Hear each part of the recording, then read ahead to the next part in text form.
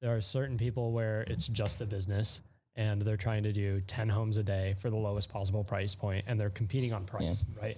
Namely, versus like literally like everything that I share, you'll never see real estate on any of my content or website or verbiage or anything like that. So got it. So that's just not the client either for this type of thing. These clients are designers, architects, and those larger jobs like that are definitely like farther between.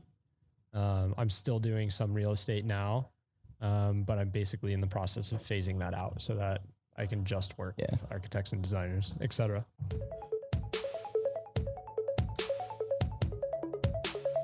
What is up, everybody? Welcome back to another episode of On the Reelbros podcast. Today we have a very awesome guest for you guys, Cole Horchler. He's a architectural, interior, and sometimes automotive photographer. If you followed us for a while, you will have seen Cole's face before in our Gymshark spec. That is right. The gentleman that is punching the punching bag in the boxer in our spec Gymshark film. That's Cole. I low-key forgot about that for like a couple seconds. That's how we met. What? Dude, No, this is like low-key. Not like high-key, just like low-key. Yeah. Anyway, what up, dude? What's going on? Welcome. Dude, I honestly forgot about that too until right now. I mean, great place to start. Great place to start. It is. That is. I still have those shoes, by the way. The red shoes. Yeah, they're going in the case. Oh, yeah. Well, Here, if actually? I don't remember. If I get back I into thought we- boxing, I'll let I you thought know. we gave those a Cole as like a. I thought we did. I don't know what happened. Either way, they ended up in my room for some reason. I did get a pair of shorts and like a sweet shirt. Yeah. Oh, yeah, the 'cause I saw Gymshark stuff. Gymshark. You got Yeah, the apparel. that's That's right. right. And then I started buying it for myself because it was so nice. Hey, look, Yeah, they're pretty we comfortable. helped you out. You did your job. Dude, Gymshark. Our commercial sold some shit. Yeah. Literally. Send me money. Just did advertising At for you. Gymshark. Oh, man. Yeah. That's sick. Well, dude, we're excited to have you finally.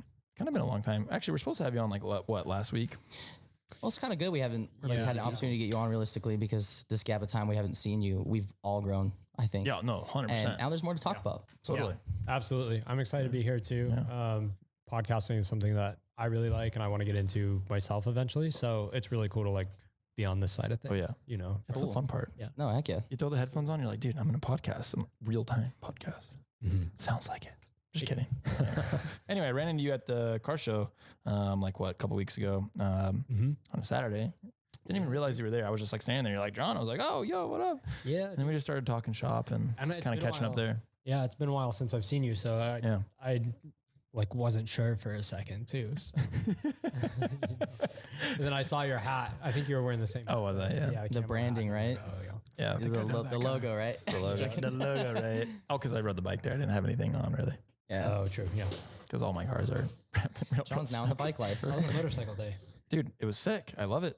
Yeah, it was Sunday. I think they show up on Sundays. I'm not sure anymore, but that's a cool little tiny little coffee shop or like car show. It's like way better than other car shows that I've been to. It's just more boutique, you know? Yeah, it's the best. I 4 think- till 4. Yeah, maybe for people that aren't local, very small coffee shop, downtown Scottsdale. Yeah. The crowd is like people that actually drive Enthusiasts. in general. Yeah. Yeah. People that really drive their cars, not people just trying to show off Correct. their Clout. sixth $2 million car. Nobody. Or at least $2 million car. Right. Those are the funniest. Out of their sixth house. Yeah. Yes, exactly. That's now owned by the bank. I'm just kidding. No, that's sick, dude. So Yeah, I think what have you been up to? this is going to be a good episode because we have a lot of photographers that follow us. And We do. And I think We do. you've made a very good transition from where you started originally to doing a lot of higher end architectural work and kind of the stuff that you would expect to see in like a Knoll magazine or something like that. Ooh, Knoll magazine. That's heavy. But yeah, so if you want to, I mean, we've peeped your website a little bit, but do you want to kind of explain how you kind of first picked up a camera and got into photography? Yeah, absolutely. I've actually been working on my website too a lot, so I'm open to critique there. I think there's still some work to do. But one of the things I changed recently is I rewrote my whole About Me page, and I took that same prompt because that's kind of what I'm asked most often if I'm, whether it's a client or a homeowner that I'm around or whoever. Typically, if we've got some time together, the first thing they ask me is like, how did you become a photographer? I don't know, what their first impression might be, but I just kind of tell everybody the same story. And I think it's something that a lot of us have in common where no matter like how you're a creative person, if you're doing something that you love for a living, it's probably something that you picked up pretty young. Oh, yes. That could be fair to say. Yeah. Yeah. I would imagine the same is probably true for you guys. Absolutely. And I look at it so many different ways, dude. I see so many different, kind of kindred spirits for creatives.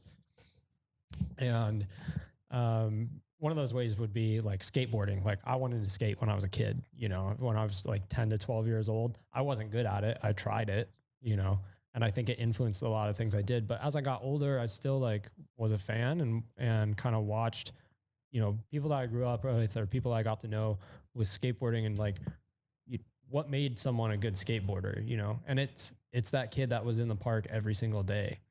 And I think that is kind of a lesson that I learned as I got older and I kind of got into my career more. But to start, so kind of picking it up young, I got a camera from my grandpa who was also a photographer when I was 15. It was like a 2003, 2004 Minolta, really early digital camera. Oh, those are cool. It's a great camera. It was fantastic. And the technology, I don't know if it was that specific camera, but it was definitely that time period where a lot of the technology that is prevalent and standard today, like our IBIS and EVFs especially, were present in that camera. So it had an EVF, I think it was 8 megapixel. It had in-body stabilization. From like in 2003, 2004. The future was then.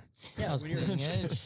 You're a 15-year-old kid, in like, oh God, what year would that have been? 2010? Don't ask me. Math is.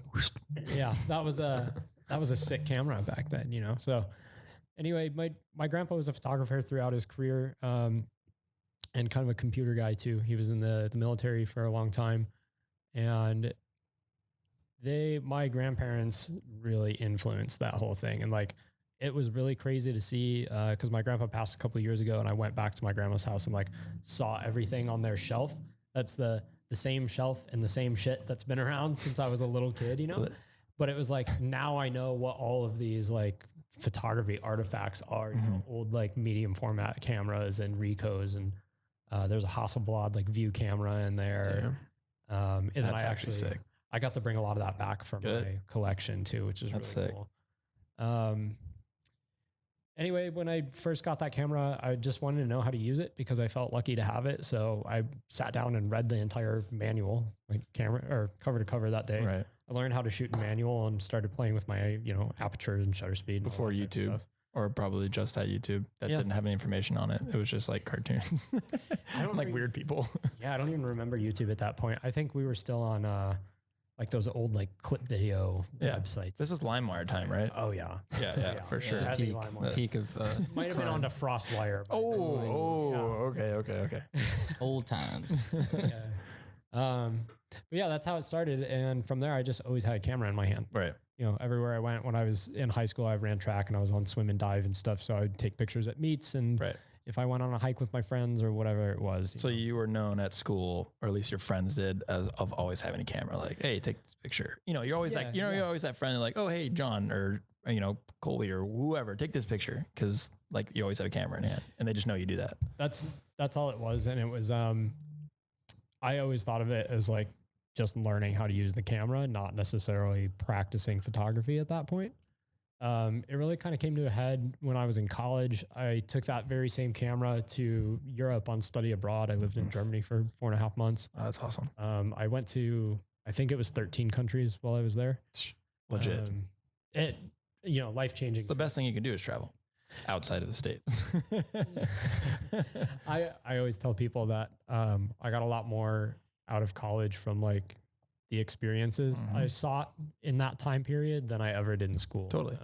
I think that's a whole other conversation. Yeah.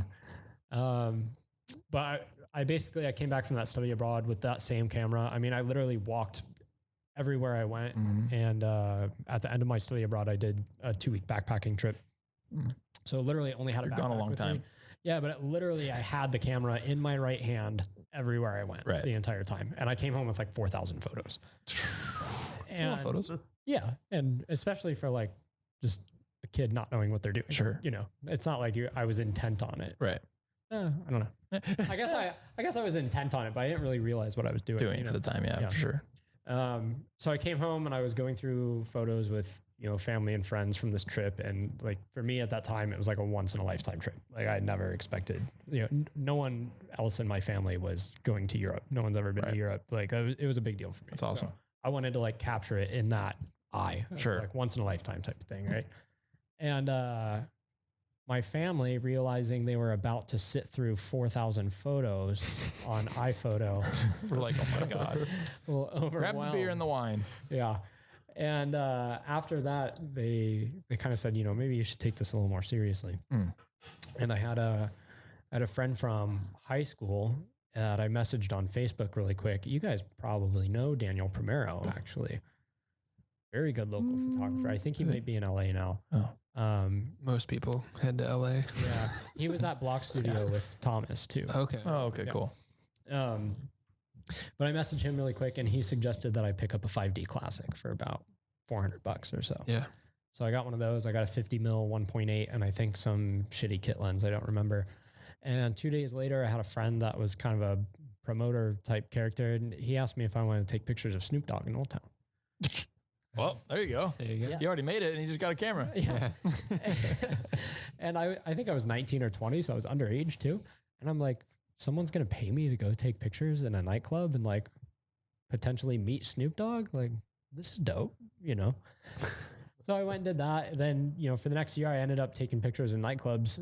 I used to do low-key piano bar on Mill Avenue every Saturday. Oh, wow. And at the same time, I was a valet in college. And I would work like 2 valet shifts. So 16 hours, I'd come home with like maybe $200. And I would work an hour at low key and make $100. Wow. And that was pretty cool. Yeah, I no saw doubt. some potential there. Yeah, I don't know. I feel like this is droning on a little bit. No, but you're making half your profits moving cars and then going to actually have fun and doing what you love down at the bar. You started to see For $100. you started to see the value. You're like, wait a minute here. Hold on. Yeah. Something's off. I was starting to get paid. And like, one of the other things that I think is important too at this time frame is I was doing it for fun and I was doing it because people were asking me to. Sure. And Or at least encouraging you to. excuse me. Yeah, and people like that, they're the ones that called me a photographer. Like Never self-labeled. No, and it's kind of like that imposter syndrome thing that we all have. Even now, mine was where it's like it's bad. Yeah, we've talked about that before. I've had it bad. at this point, I was in the nightclubs and I was picking up side jobs and stuff. And one of the things that happened and I was intent about was other people started calling me a photographer before I ever called myself a photographer. And I think that's related to imposter syndrome. It's just kind of when you become aware of the potential or the expertise in a certain field, you realize like how little you know. And I think that's kind of, I don't know, maybe early stage imposter syndrome was like, oh, I'm not a photographer. I just like taking pictures. Totally. Well, then That could be the humble aspect of yourself too, realizing how much there is to learn and not wanting to maybe label yourself as, because I've dealt with that too. Like in high school, it was about designing for me. So everyone called me a designer, but I was just watching tutorials, learning, trying different things out myself, came out with some good products. And then Right. I think that's the thing. It's the same thing. You teach yourself, you know what is the best. Yeah. The people that are saying that you're a designer have no idea about your industry and they don't know, they're just not educated to know it. So like by them saying like you being a designer and creating stuff, even just the smallest drawing, they think you're the best in the world because they have no idea, but you know what the best is. So you're like, wait a minute, I'm not matching up to what I think I should be. So I don't think I should be called a designer. He grew up with his grandfather that was a career photographer. So you knew what a photographer really, so you had a professional photographer could be. And like the first people to, I guess the first people that call themselves a photographer are the people that don't have like knowledge of what it really is in a way, or don't have a relationship to where, or the people they've that been are around people that are professionally they're successful. just ready to change their bio to photographer as soon as they take one picture type thing. And they own it too much at the beginning when really that's the stage you should be learning. Yeah. And maybe go through the process of allowing other people to call you a photographer first. Sure. Yeah. But I think what's happening now is everyone's saying everyone's a photographer, even though like because they buy the camera and the lens. Right, but now they're just saying they got an SD card and a computer and Lightroom. I don't know. It's strange. Like I feel like if you don't think you're a photographer, but you're trying to like do something, like You that's probably the Well, that kinda professional leads into way. my you're next probably question. taking better photos. Correct. Like the ones that are saying they're not a photographer are better than the people that are saying they're a photographer. Yeah. Yeah. If that makes any sense. Did That you was have any kinda weird. inspiration, or at what point did the learning process? The learning process always continues, but did you find inspirations along the way that kind of made you see in yourself, like, wow, I do have a lot to learn, and my product still has a lot to. At some point, was there like that point that you looked at it like that? You know? I think that awareness probably came later on.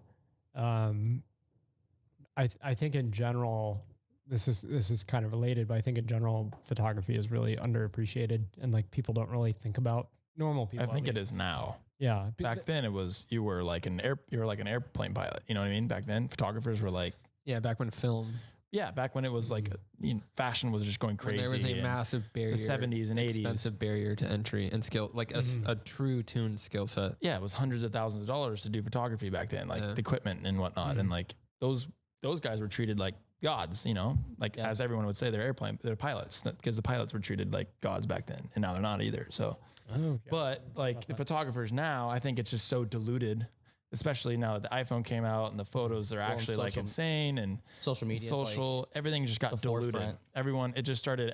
Everything that you were a professional photographer or doing photography kind of muddled into one image.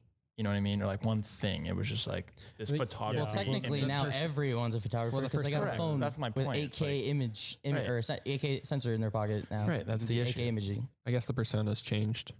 Yeah. Or when you say you're a photographer at the first start, there's a lot more alternative thoughts about what that really I means. forgot what now. Cole was saying at the end there. What were you saying at the end? I'm starting to forget here too. This now. It's not enough podcasts. It's too much work. I think I'm just losing my mind now. We're not practiced in the art of podcasting. Gosh. No, you were just talking about how like eventually it starts bleeding into. Yeah, just now it's just back then it was a holy grail. Now it's just like every photographer is just molded into one unless you're known. Well, you know. I wanted to say on imposter syndrome too. That's kind of what you were saying earlier, John. That's why imposter syndrome is difficult, because it's somewhat legitimate. Right. Correct. You are correct. You're correct to a certain point, but it's just you can't let that override your own confidence, and you can't let it cripple you. No. But because there's more to learn and there's more to better yourself. And anything. As far as like goals and challenges go too, I realized a long time ago that anybody that I ever watched accomplish something else is not any different than I am. So there's really nothing that realistically holds you back, but you still have yourself. You still have to have that perspective to know that you have to go through your own process. Right. Oh, 1,000%. Yeah. I think the process is something a lot of people try and skip over now, though. Yeah, well, 100%. it's easily skip overable. Well, and also with like the tune of like YouTube and Instagram filters, everybody just kind of copies the other person's process, and they don't go through the time to like develop their own look. There is no look their own anymore. style. There are a few photographers. I mean, literally handful of photographers on my Instagram that I follow that are like their own style. That takes so long to develop. Yeah, 100%. And people think that that's the first thing they have to do. Like they don't realize that that's a process. Like if you ask me about my look right now, I don't know what it is. I like the look a lot, by the way. I have a process, and I have things that I favor one over the other, and I know how to create a consistent product. But I'm not saying like, oh, I'm going to create dark and moody work. Right. You know what I mean? Like that's my intent is not to create like one uniform style. Brandon, get the TV controller. Why do you need the TV? I was gonna put his images on there. Airplane. Oh, I didn't know why you wanted to have the TV. Because I didn't want, because if I hit it on my computer, well, I'm trying to listen to him. No, I and am you're interrupting me, like listening. I can't Mute the TV though. that's what I had to do with this. There, see. Should have done this in the beginning. Sorry. 3 seconds of silence. John was trying to hide turning the TV on from everybody. Well, because if I did it over here, it turns the everything. 1, 2, 3. Oh, geez, they got Seconds. butchered on the TV. 3 seconds Oh, of they silence. did. I That know, TV's this is- fucked. Sorry, the TV. Wait, can I change that? No, it's not. Okay, don't worry about it. It's fucked on the TV. No video. Not yet. But, yeah. But from a third party perspective, I think you definitely have developed your own unique style and aesthetic. And I know from your perspective, it's probably hard to see because you're grinding away like all times, but you definitely, your images have a look that can be attributed to you as a photographer. I think it's like, for me, I think about every step that does look a lot better. I think about kind of the decisions I make at every point along the way to make the image what it turns out to be, more than I think about, you know, what is the end result going to look like, you know? And another thing that I don't like about Instagram and kind of the age of photography right now is that people that perform so well on Instagram, you probably know exactly where I'm going with this, but they do the same thing over and over and over. Oh no, they're just copying the guy that did it before them. That's why they have. But it's like, mess. You'll see people that have, you know, 5,000 posts that are just, they look like they were spit out of a CGI generator with like the same 5 images to influence them all. Right.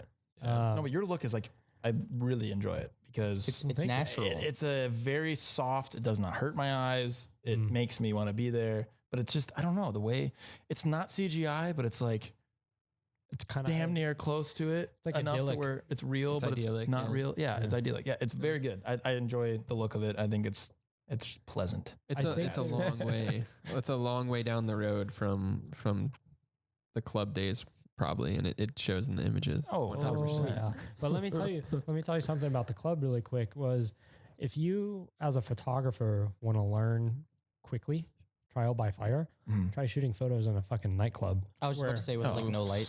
And then if there is light, it's very spotty and you have to work with the angles. We had to do all that all the time. We had to do this so much, but with video, so it was always about, in a club setting, it's about finding those right angles because the light is super spotty. It's experience. That's just what teaches you how to do the next thing, you know? Yeah, as a new photographer, there's no better way to just like throw yourself in the deep end because you have lighting conditions that are changing every 2 seconds, and then you have multiple different subjects that you're capturing in different ways. And you could be shooting, you know, someone in the crowd from across the way, and then someone else will tap you on the shoulder with a group of 7 people and say, hey, can you get a shot of us really quick? And it's like, hang on a second. No, definitely. But yeah, for that reason, I can run a camera blindfolded, you know? Right. Oh, 100%. It's a good way to cut your teeth. I see that all. So we're looking at his website now and we're kind of just scrolling through some stuff, but all of your edges, well, at least architectural photography and stuff like that. There was one thing that we learned, Brandon, in commercial photography in school was I just vividly, the day that Professor Westwood taught us straight lines and how to correct an image properly and not overdo it and, you know, underdo it or whatever it is. But like, I remember that vividly to like, when you're doing architectural stuff, to have those lines that are like just pin arrows, you know? Your verticals have to be straight. And that's another thing that, but it gets tricky with curves and stuff too. When you have a straight and a curve, and it's like, it's weird. Yeah, you're not always at a head-on, you know, what we call a 1-point perspective. I don't know if you guys. Yeah, no, explain what is a 1-point perspective. It's like square on with the subject, basically. Yeah, exactly. You don't have angles to your tilt. Like basically a 1-point versus a 2-point is a 1-point. You're going to be looking directly at your subject, and in the context of interiors, you're going to be 90 degrees to everything with the angles squared up, which is a gorgeous look. And I've heard multiple other photographers say, and I agree, not quite as strongly, but they've said that if they could just shoot 1-points, they would. I like a little variation. I don't know. I think it depends, but why not? A strong 1-point 99% of the time is like the money shot, right? You know? Yeah. Where does that money shot usually lie? Is it in each room of the home or apartment or our commercial building has money shot? How's your process? Is it methodical when you go into these buildings? Like, do you have things that you immediately, I'm gonna point these out and then I'm gonna kind of see where it goes from here and point out the special characteristics of the architecture? There's levels to it, you know, like if on the most basic level, if we're talking about real estate photography, I go through each home basically the same way. We weren't supposed to say real estate photography. You know, I don't love it, but it's something I'm getting out of personally. But it is a stepping stone for anybody that wants to get into it. You know, so I figured we'd talk about it a little bit. So just kind of the basic level there is that if you got to start working your way through a house and you've got, some people do it in half an hour, and those are the guys we won't talk about. But if you're going to do a decent job, and it's going to take you at least a couple hours typically what I do is I get everything small done first, all the bathrooms and secondary bedrooms and all that. Get that out of the way. It's almost like a warm up for me too. Yeah. So when you go into a bathroom, that perspective, we're looking at a bathroom currently. The perspective on the far right, is that the first shot? Do you have stages to your room? So like I do this and then I do this and I do this. Cause there's gotta be a way to yes, homes and everything are totally different, but they are rooms. Right. So Do you there's have gotta be a that's certain what I was way. like. Do you have a method? Is there a strategy that kind of evolves depending on the architecture? On the room. Yeah, absolutely. So this shoot's a little bit different because the shoot we're looking at is a interior design shoot, and it's they move a lot slower. You've got a lot more time to take everything into consideration. So are there people there decorating it, or is it already decorated when you get there? It really just depends. It depends on if the homeowner is currently living in it, or if it's a new build project, or if they're on vacation Makes or whatever. sense. So like we might have to move their stuff out. The best shoots are when the designer is right behind the camera with you. Yes. And giving their opinion for one, so you can make sure they're happy and you're getting what they want. Because they have the vision. You're capturing the vision. Does that make sense? It's a collaboration. You know? Yeah. Did I mess that up? No, Because they have the vision of the house, I guess. They have the vision of that room, and then you have Like to capture that vision in the camera. So it's director. This is exactly what a director is. Yeah. So It's what's less the collaboration? It's less of a director? Yeah. Oh, Yeah. okay, Absolutely. I think the visual aspect is up to the photographer, and like I very much like to have creative say on things. Like I will definitely make my opinion known. That's actually well, good, because you're the professional at what you do. Right. That's my perspective on it. But the designer is there to really make sure that you're capturing the subjects that they would like for, in this instance, this bathroom, and the different materials and methods used to create the bathroom. Because I know they're very picky people. Like I love interior design. I love design in general, and I watch a lot of shows, and they're very like particular people on like the smallest minute details. The photography is that way too. And I love working with designers because we're definitely kindred spirits, both creative industries, both very independent, highly opinionated. Yeah, so absolutely. But when you get together with someone that you work well with, it's awesome. Oh, totally. But yeah, they're pretty much there to make sure that you're getting what they want, and everybody's got an opinion on the composition and everything in general. So it's nice to have somebody that you can bounce ideas off of, and really for the staging and the styling of things too. That's something too that as the photographer I've picked up along the way and kind of had to learn a lot about. No doubt. But one of the reasons that I've focused so heavily on this in my career for the last 6 years or so is it's a personal interest of mine too. Sure. I love design. Right. And I love learning from my clients. Like basically when I'm on shoot with a client, I just try and soak up as much knowledge as I can. Oh, totally. You know? That's why we love our job too. We go to all these different clients and we hear, we're working with crazy, like even Too Simple alone, just the technology and learning about that. Like you don't get that in an article. You'll never see that or read that. It's like just crazy to hear about. But yeah, it's a cool perspective. It's the world we get to live in, Yeah. I want to pick up on that too in a minute, just like from the perspective of being an entrepreneur. Sure. But really quick, so like kind of you're asking about the different processes and levels of a shoot is like real estate's much more methodical. Like typically I'll go through the smaller rooms, look at the master done. The master bed and bath always gets more attention, and then I'll move into the larger. How many images per room on average? For a real estate shoot? Yes. So secondary bed and bath, 1 shot each. Master bed, 2 to 3. Master bath, 2 to 3. Kitchen, 2 to 3. Overall shots of the living space. 2 to 3 again. And then you've got exteriors. So your typical home is 30, 35 images total. But to bang out 30, pretty decent images in a couple hours is a lot. It's a lot. Yeah. And for me personally, well, it's not just one image a room, by the way. You're taking like however many exposures per room. Exactly. So technically you're leaving with a few hundred photos. Yep. Yeah. Typical shoot is 120 to 300 exposures. Yeah. That's what people don't understand. Exactly. You have to get all the dynamics. Give me all the dynamics. Well, all my stuff is flash composite too. So it's overkill. And since the beginning, I've always wanted to take more than I needed just in case, because absolutely the times you guys know this too, when you run into trouble, it's when you get into post and you don't have enough to work with. You're like, oh shit. So what flash do you use since you said that? Yeah, we could talk about gear a little bit too. I don't mind. I know people get curious. I don't really think it matters. No, it's skill set. Yeah, absolutely. But The Flashpoint or Godox Explore 600 Dude, the or Godox, I'm whatever telling it is, you, is it's the best. secret. It's the secret killer. Nobody understands. It's the best. Oh, It's yeah. the- There's we have those strobes. There's one set up right now in our office. Yeah. And I have one of their video it lights was too. That's earlier, yeah. really similar. Their video light compares to like an Aperture 160D or whatever it is. Oh, so you do use constant light as well. I don't for my work, but I do for like YouTube and my office. Okay, setup and cool, stuff cool, like cool. that. Yeah. So it's all strobe at homes and real estate and everything. Yeah. Dude, I'm telling you, the Godox is like literally when I purchased it because my professor told me to, the Godox and Profoto, like they are close.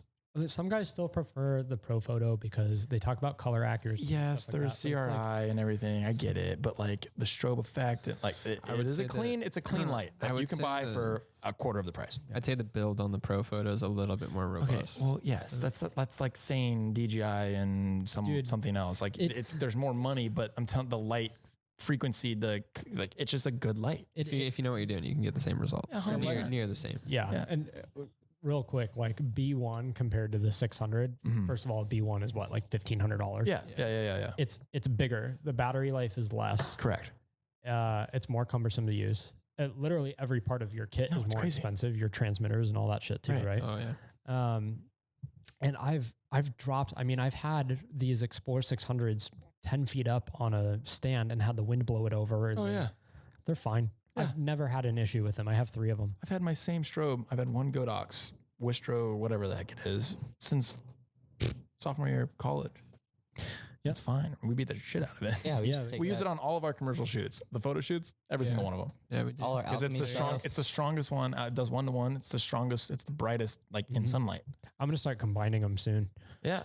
Like, I just bought a 7-foot parabolic umbrella, Ooh, nice. which a I lot love of big umbrellas. yeah. Woof. I like I've big never played around umbrellas. with one. Dude, they're so much fun. Yeah, Which so one I'm do we have excited. here? Deb is the big ass one. It's the big ass one. 7 Yeah. foot 7 or 8. I don't know. Yeah, It's 7. big silver umbrella. Westcott or something. Dude, so good. But yeah, Playing with what umbrellas, I love that stuff. what I'm gonna start doing is taking because I do everything with one light and composite, and it allows me to work quickly and travel when I need to Oh, totally. because I've got literally one suitcase and I'm set. But I have 2 more that I never use, and so what I'm gonna start doing is bringing those to a shoot, setting them up with the umbrella. So I've Right. got 2 strobes coming out of the umbrella. So Totally. I want the power of the sun. Exactly. You know? Literally, because you're matching. Well, Yeah, outside. try to. But Try. I'm gonna set that thing up and beam it through windows. Dude, and it's shit so and play good. around with it. Yeah. That'll be fun. So Oh, sorry. I'll keep scrolling through here. oh, you're good. Back to Brandon's question though, like, kind of different levels of process. So actually, this shoot, interestingly enough, was a real estate shoot for someone that we were friends with, but it was designed by one of the architects that I also work with occasionally. So this is actually a great segue because it's a blend between real estate and design, where I was on real estate timeline, but the quality of the home Was worked awesome. for design and for architecture, and so it got a little bit extra attention and better composition. Because the funny thing is that if you're shooting real estate, or if you kind of have your 1 foot in it like I do right now, a lot of real estate agents and homeowners don't like architectural composition. They just want you to stand in the corner Yeah. of the room and shoot at 14 mil. Right. Right. They don't care.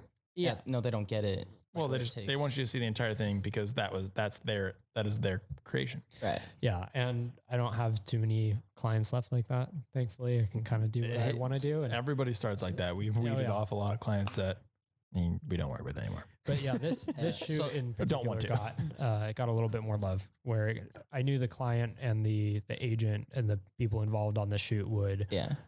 really appreciate the design compositions in this.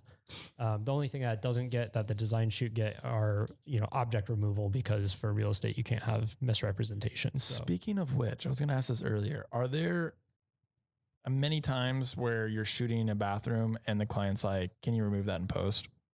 Specifically post, not now. Post. Like maybe it's an edge. Maybe they like that specific object needs to stay there, but it needs to get like, Why bathrooms? oh, I don't know. I just started with the bathrooms. Oh. We were looking at a lot of bathrooms, kitchen, bedroom, anything. Like, are there stuff that are like, oh, I forgot about that. Can you take that out in post? They do, and I'm I'm good at it now, and I had to kind of learn how to do this, but I set expectations with people pretty early on of like, look, there's a lot of stuff I can do in Photoshop, and honestly, I can do pretty much whatever I want if I have the time. Sure. But we don't have the money. time. You're buying my time. Yeah. Right. Yeah, exactly. So, there's a lot of things that I'll tell clients personally where I'm like, look, we'll do it in post. It's a lot easier. Fireplaces, we'll do it in post. It takes 2 seconds. I don't want to mess with trying to light a fireplace that it's a waste of time. Is in this vacation home that hasn't been used in 2 years. You know, like it's a waste of time on set. Yeah. Okay, cool. So has there been a point to where it's so extreme to where like the handles on the drawers aren't finished? Like there's no handles on the doors. Like they make you put Yeah. I've like additions. For design shoots, I'll do stuff like that where I'm spending the time. So when the direction that my business is going in and the clients that I'm now accepting and my favorite projects that I've had in the past, what I really do to get away from real estate, those shoots and the retouching are whatever it takes. So I've cut out and fixed distortion of like light fixtures that are near the ceiling on the edge of the frame, and the wide angle starts to distort them. Sure. I've fixed those. I've duplicated drawer handles, like you were saying, kind of moved those over. That's funny, dude. I've straightened things out that are crooked, like Totally. any little thing. If you think about it, when we have cars on set, like they're not always done. They're not what they are. So like in post, like for example, Lexus. Everything's fake. For example, Lexus was the car previous, but they just CGI'd it to make it look like the new car. So like, you know what I mean? Yeah. So like there's a lot of, we're playing with such, like you are, new homes and new products that things aren't finished all the time. So it's up to us to manipulate it to make it look finished. They have to have the money for that too, though. Well, whatever. We're not talking about money. If money was no object, that's what they expect, you know? Yeah.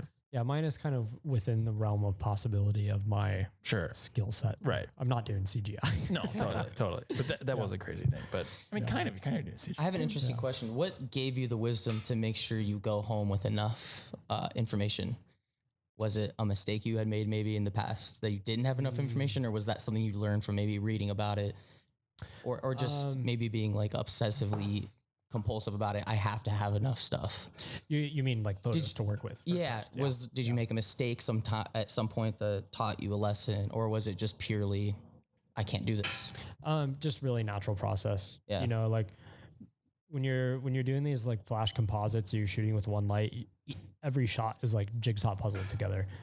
It's honestly ridiculous. It's overkill for a lot of things. And I've gotten to the point now where, because I prefer shooting flash, but I don't discount natural light at all. Right. So I've gotten to the point now where like, if a shot is good, if the light is good in a room and I know that I can take care of the dynamic range, I'll just shoot natural light. But because a lot of homes now, architectural wise, they're opening them up.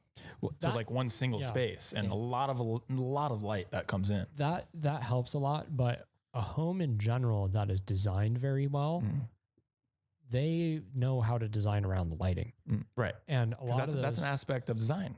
Lighting. Is, absolutely. And I've learned so much about architecture in these last few years and gone to, I before COVID, I used to go to all the public lectures I could locally and just listen to any architect. Like I just wanted to absorb like a sponge.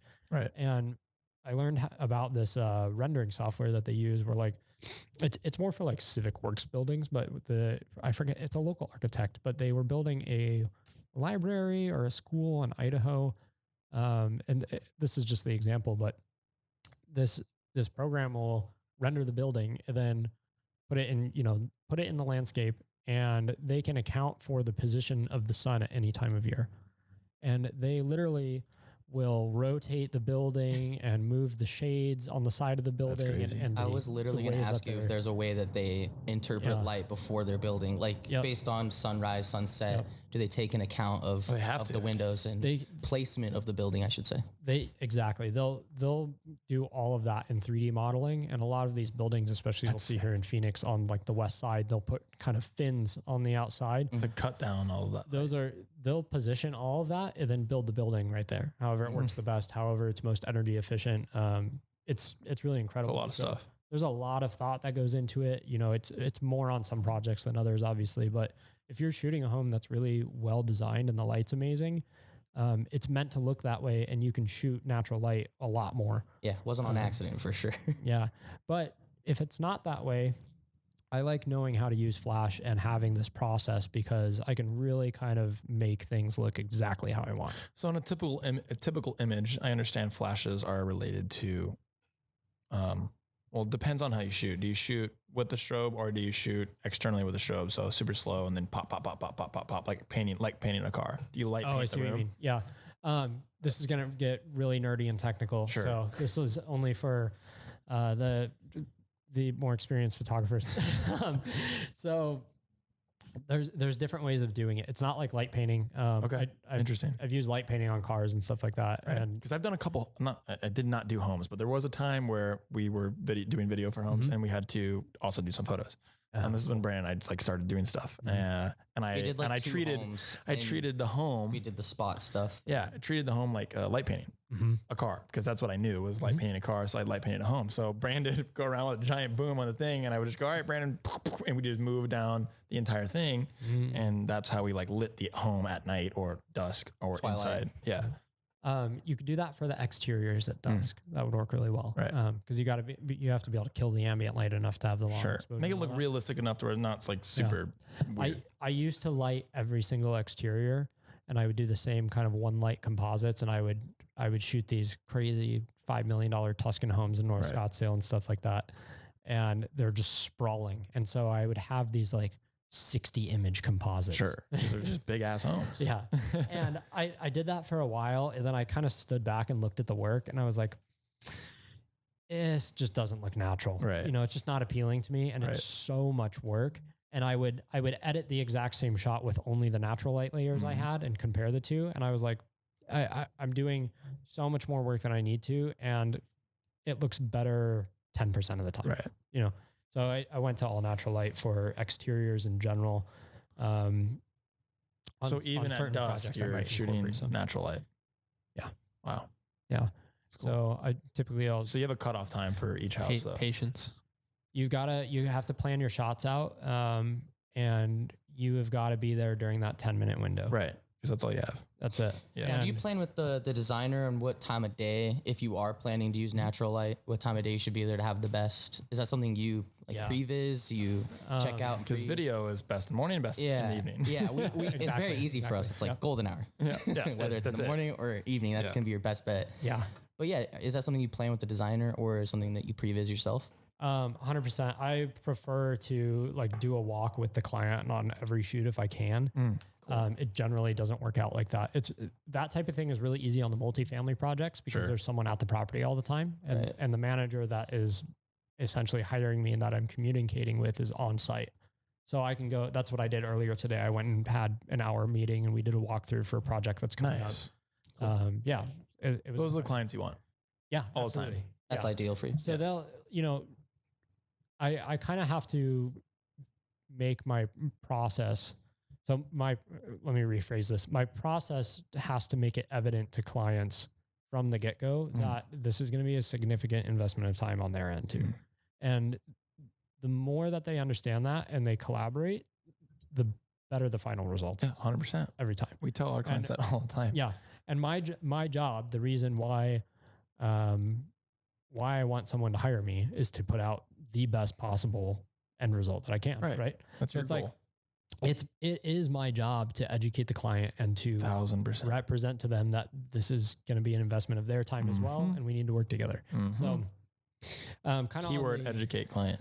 It's a very important thing that a lot of people do not understand. Anyway, continue. There's a lot of legwork to put in when you first start talking to somebody. Yes. It's not just, hey, shoot this. How much? Okay, bye. Yeah. No.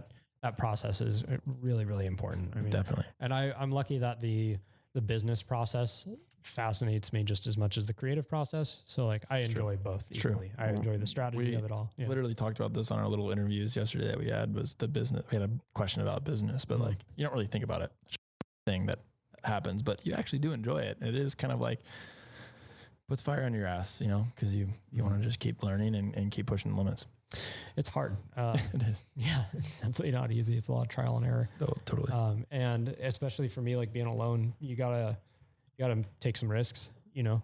and know when and who to take risks with. But and you'll realize who those people are, the ones not to take risk with eventually. Yeah. But yeah, Brandon, to answer your question on, so I would very much prefer to do a walkthrough with a client beforehand, but a lot of time that's not possible. So there's two different scenarios. So I started traveling for work a little bit last year. And so that's obviously prohibitive for a walkthrough. Right. So what I would do is I would show up on a Monday and schedule the shoot for Tuesday so that on Monday we have time to meet at the property, do our walkthrough then. And at least then I can make any final adjustments the day before, and then I can go to work on Tuesday. Other times, for example, I have a shoot next week where designers are flying in from Chicago area. And so I won't have an opportunity to see the home until the morning of. And I would like to be prepared, but sometimes seeing something fresh and being spontaneous works just as well too. There's some photographers that prefer to work that way. They don't want to see it until they're shooting it. Right. Yeah. So that's a valuable strategy as well. You know, I don't really, I have my preferences, but I wouldn't like limit myself and say that it has to be one way or the other. Right. So, you know, you show up in the morning, you start chasing the light around. Everybody has their different looks that they like. Right now, I really like window light. So like I want to shoot in the east in the morning and get window light and sun flares and then incorporate the long shadows. Oh yeah. Yeah. Love those long mesh shadows. I really moody stuff. Yeah. I've always gravitated toward like dramatic light. Yeah. I want high contrast, dramatic stuff. I want texture and depth. Yeah. Oh, that's right down the alley. So we're looking at an image right now on your website because we're kind of free scrolling through this as we go, and subjects start to appear. Yeah. I love incorporating people when I can. Blurry subjects, ghost subjects, though, the way that you design them to be. In a way. Yes, and not that it's original to me. No, but The style it's a style. It's a stylistic characteristic. Yeah, it's characteristic to architectural photography. Yeah, It's your. This is your vision of how you see those subjects. It's my attempt. I'll say, it's, you know, for architectural work, I like having someone in frame to give scale to the project and motion. And it makes it relatable. You know what I mean? All these spaces are designed for people. So we're not going to ignore, the people, you know what I mean? Yeah, definitely.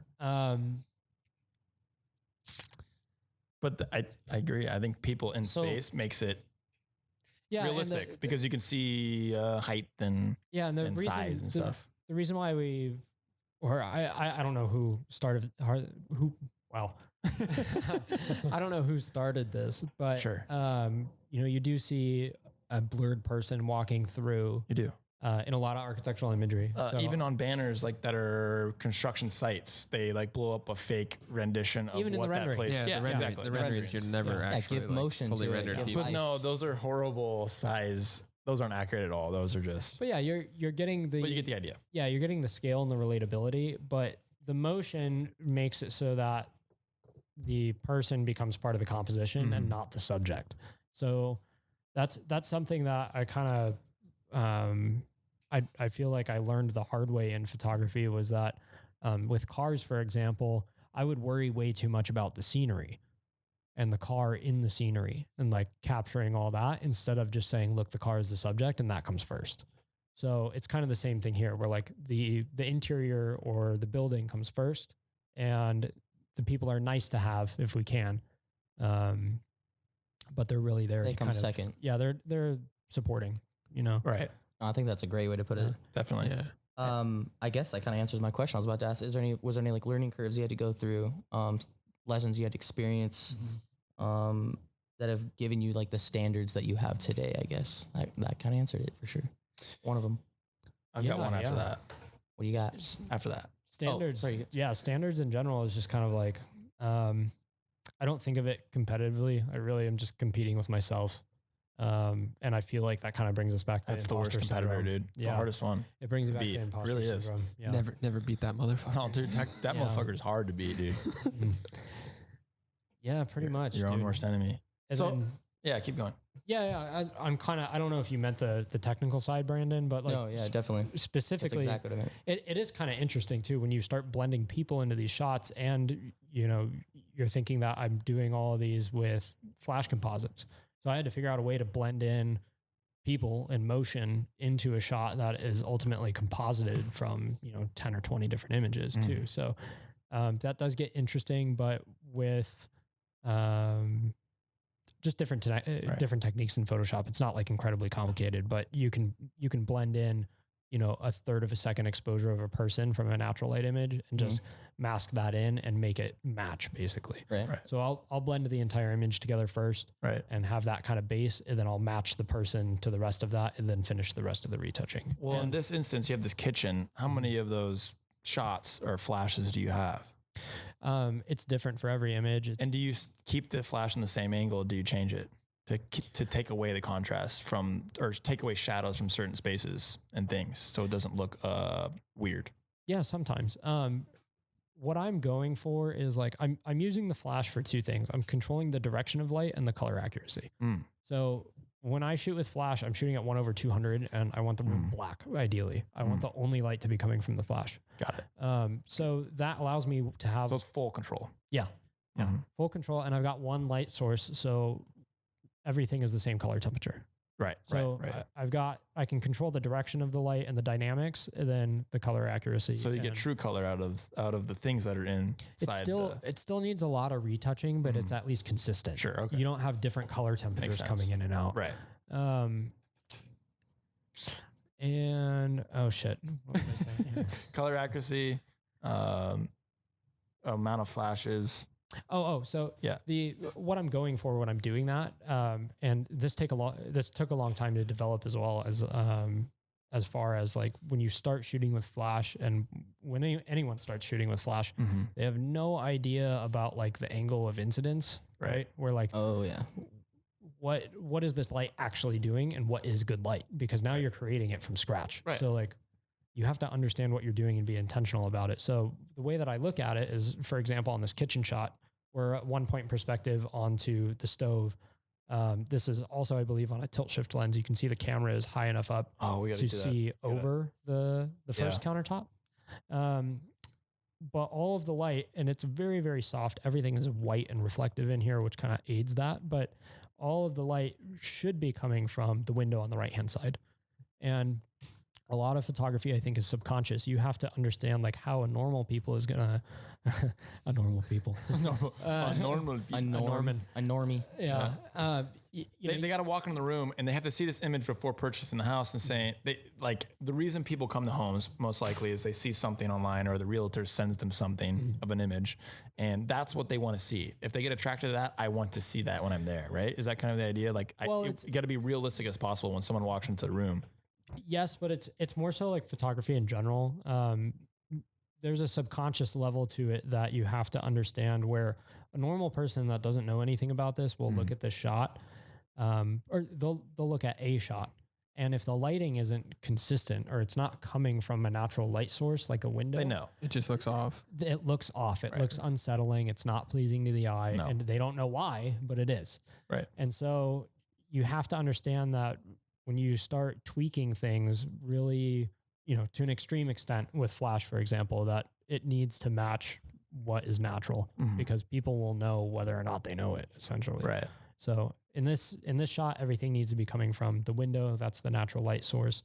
It depends on the room you're in, and some rooms don't have a light source, like a little bathroom or a powder room or something like that. And you kind of have to figure out how to make it appealing anyway. Right. Yeah. So I'm curious. You obviously are shooting higher end design work.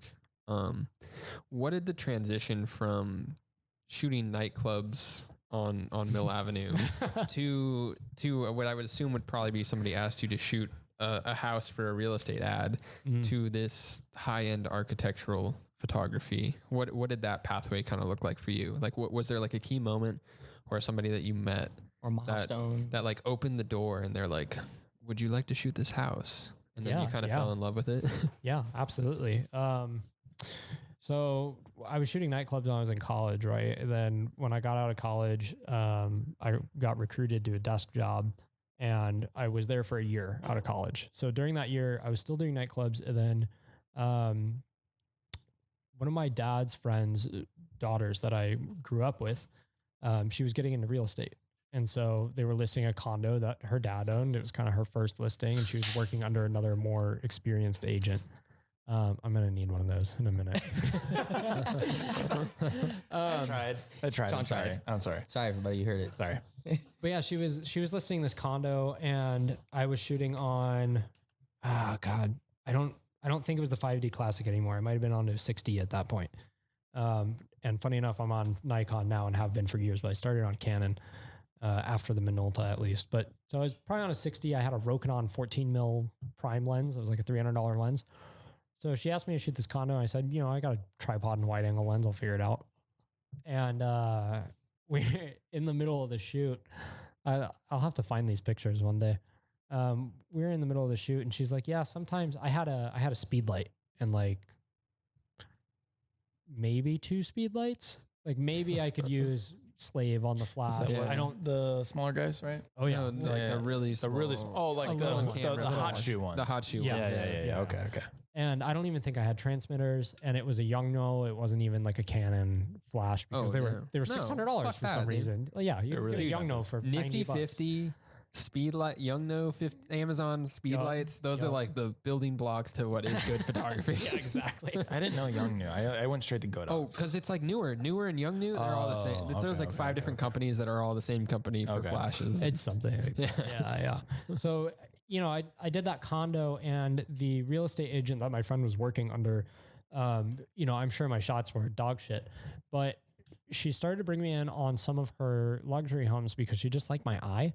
And so she would have her normal guy come do the real estate listing photos, and then she would give me a couple $100 and just let me shoot. And that's awesome. Finding people like that, dude. Yeah, Give you opportunities. I would run around with a 50 mil and shoot vignettes, and just light that caught my whatever it was. I would just shoot whatever. And she started using those in all her. This was early days of Instagram, but Sure. she would have been using those for her Instagram and for her website kind of layouts, and then any kind of print ad layouts and stuff like that. Nice. So it was added value to her that she wasn't getting from the original guy. There you go. Yeah. And she saw looking- that. Yeah, looking back That's on the it. point. And one of the really cool things is that she's still a great client. Oh, Yeah, those are the just best. I just There did you shoot go. for her last One of our week. first clients. OG clients Yup. are the best clients. Stack of hats right there, dude. Alchemy Labs from day one. Yeah, dude. Yeah. So The best. did that become an opportunity for you to practice? Because that was actually going to be one of my questions. Is were you always practicing on the project itself, or were not getting to go to these beautiful homes isn't an everyday opportunity? For No, people, you don't get to do so that all the time. Yeah. Were there like absolutely. opportunities Yeah. for you to practice outside of maybe a project, or was it always learning as much as you could, soaking up as much information between and on the project? Yeah, it's a mix of both. So I was shooting more listings for her in that style, and then I watched one of Mike Kelly's old videos on YouTube that was like basically an advertisement for his tutorial series that they were selling. And it was actually at a home in North Scottsdale, funny enough. Someone had flown Mike Kelly out to shoot in North Scottsdale, and he was shooting a backyard of this pool kind of overlooking the mountains in Carefree or something like that. It looks like it was out by Tom's Thumb probably.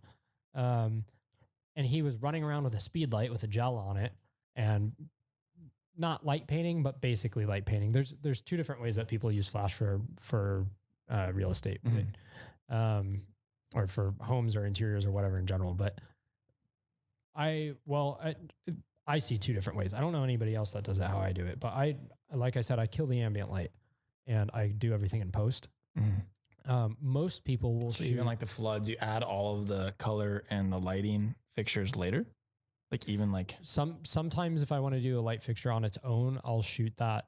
I'll shoot it with the lights off, and then I'll turn the lights on. okay, so and you shoot a create dark its frame own. of that and Okay. bring it in That if I makes need sense. to. Because That's sometimes one- the pictures are like they're literally like the main thing in that room. Like it's like the piece of art in that room, right? sometimes, yeah. Sometimes. A lot of the times, unless it's twilight or something, I like to leave them off. Okay. In general. So shit. I keep doing that. I'm sorry. I lost my train of thought. Distracting people. Let me grab this beer really quick. Just curious. She's like, I'm not finishing this. I knew that was you because of the skirt. I'm wearing the same shirt. Yeah, I was like, wait a minute. I'm pretty sure I just saw that. That's awesome. Crazy that you're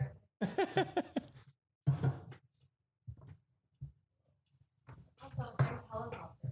Oh, yeah. So dude. much has changed. I know. Oh yeah, it's been a while since you've been here. Oh, yeah, last time you were here, it was like When we first moved in. a fucking chair over there, and there was nothing there. Yeah, your desk. Yeah. Oh, That's- that was like 5 desks ago. My desk is not. Oh, here no, we anymore. actually have gotten rid of Alex's desk completely. Alex now sits at our desk. Yes. not by my choice. And I thought you guys all have different chairs. Yeah, it's really fucked up. These are the same. No, Alex did this wrong. Alex brought in 2 chairs from his house. It's a mess. We've been trying to get our chairs.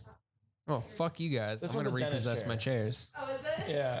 Alex's. It's actually my favorite to sit on. I hate those fat, sweaty leather chairs. You can sit on it the other way too, you know? Yeah, I know. You can like lean into it. I know. As if you're like doing some work, That's cool. Yeah. It's actually cool. doing dental work. And it makes you sit up straight. Anyway, sorry. Enough about the chair. Okay, where were we? We So were starting to get into real estate. This transition, Alex, was your original question. Yeah. So, okay, so transitioning from real estate into design work and kind of starting to gain real estate work. Okay, so during that year, I worked the desk job out of college. It was kind of like picking up steam. I think I had done a few projects here and there. So I was talking about kind of how I started picking up compositing. So during that year, like obviously moving on from just shooting on a wide angle on a tripod, and that was like all I had to work with.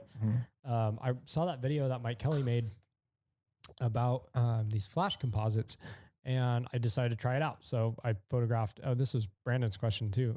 I photographed my parents' house I was living at. I just did an exterior shot. You know, Why not? I did it at sunset, like he did in the video, and I think I had 40 images to composite because I was only using that speed light. I did have a transmitter at that point, and so I walked around and I popped the speed light on every piece of landscaping and down the walls and stuff. And I had no idea about like the direction of light that I was using at this point. I just kind of made the image, and I was like, oh, this is kind of cool, you know. And I showed that to the agent that I was shooting for, like a friend, and eventually She was like, wow, this is amazing. Yeah. Eventually I tried it out. She had me come do like detail shots on like a $2 or $3 million listing that she had in North Scottsdale. And it was a goofy contemporary house. And actually still to this day is one of the goofier houses I've seen. Frank Lloyd Wright house, probably. No, like really like mid 2000s contemporary. Okay. The awkward stage. Yeah, that was the first time I tried the flash composite on an interior, and that was another one that was like all speed light. And John, I was talking about earlier how I choose to kill the ambient light during my shot. A lot of people though will just expose for the windows, so maybe like 1/50th. The amateurs. No, that it can't. Is that a look? Too. Yeah, I thought real estate agents, at least in my experience, hate blown out windows. No, they'll expose. No, they'll expose for the windows. Yeah. Oh, sorry, exposed. So everything's dark. So the room is dark, but the windows are properly exposed, and then they'll just add flash on top of that. Okay, I've got it. Whereas There's a lot of ways to fuck this goat, isn't there? There is. Right. Yeah.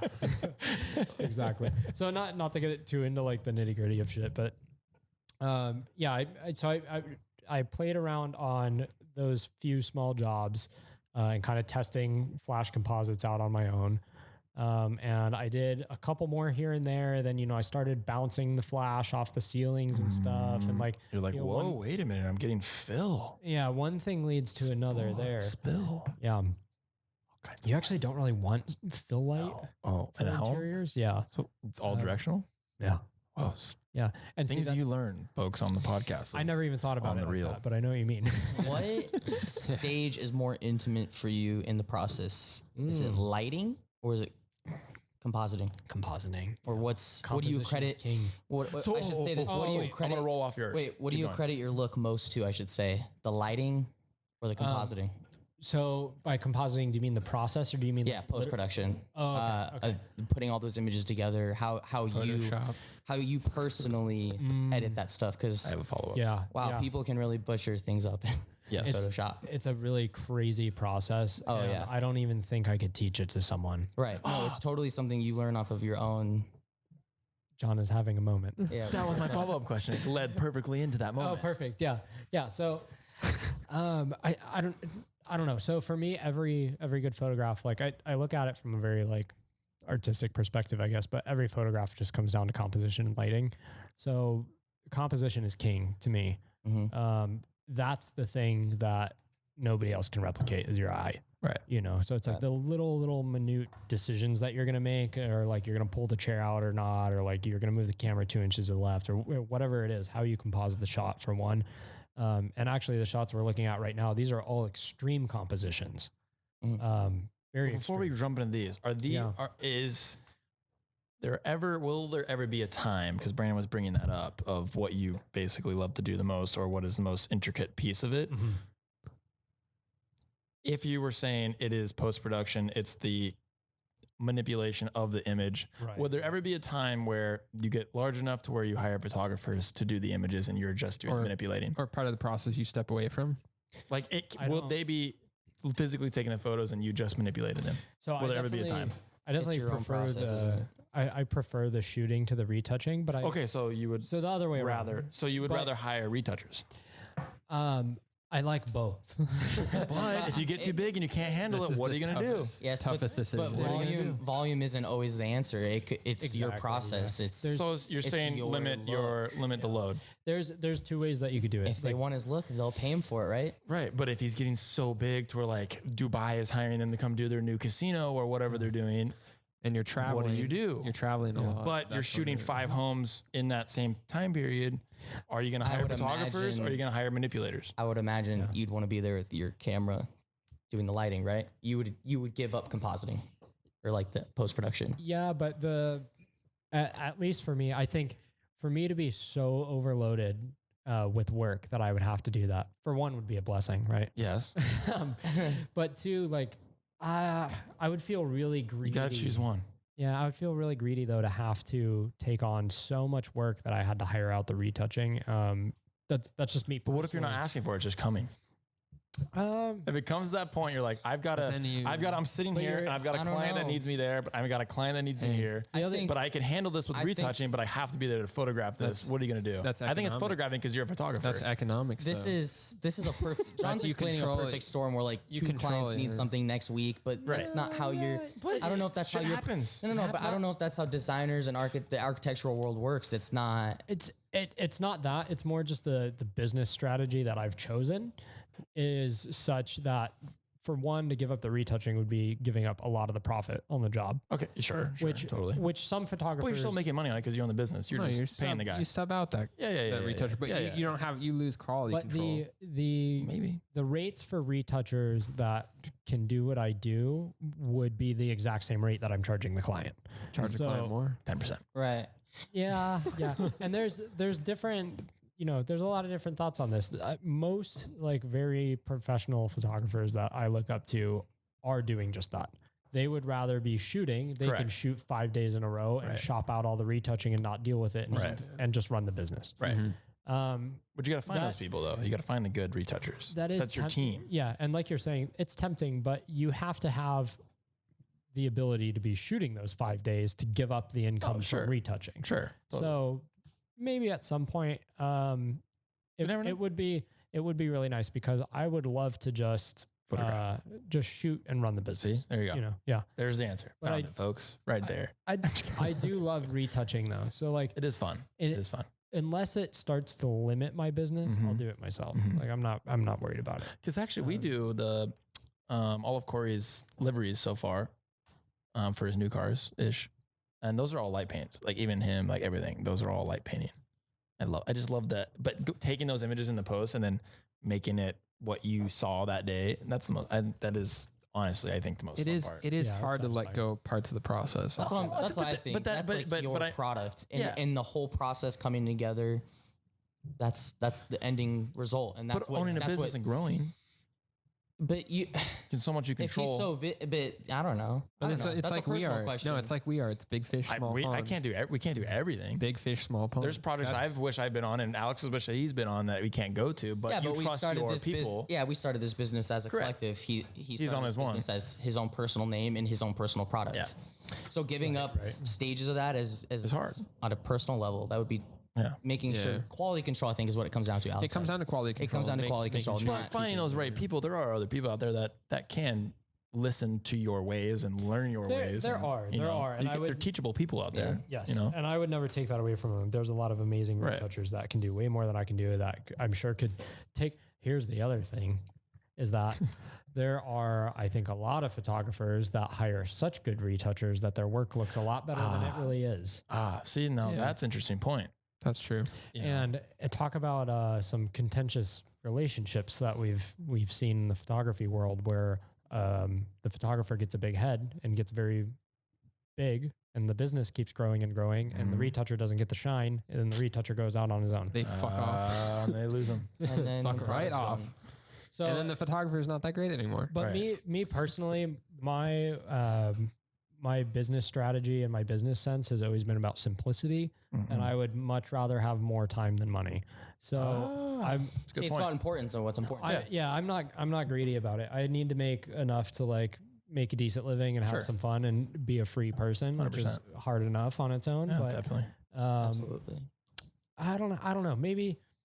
Maybe 20 years from now, if I have some studio and I have people working for me and I'm more of an art director than a photographer, that could be different, you know? Yeah. You hire very good photographers and you hire very good retouchers and you get to direct that. Yeah, you never know. And the thing that does get tempting about that, and I was thinking about this last night actually, it's not so much like giving up the retouching as part of the time and the profit, but if you could like relinquish that responsibility of the retouching, for me personally, I do think it would give you the mental capacity and the time to really focus on the creative.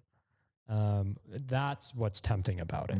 It's not really the profit of the time, but it's, could I be spending, the time just to sit and think and put this really crazy concept together too. Yeah.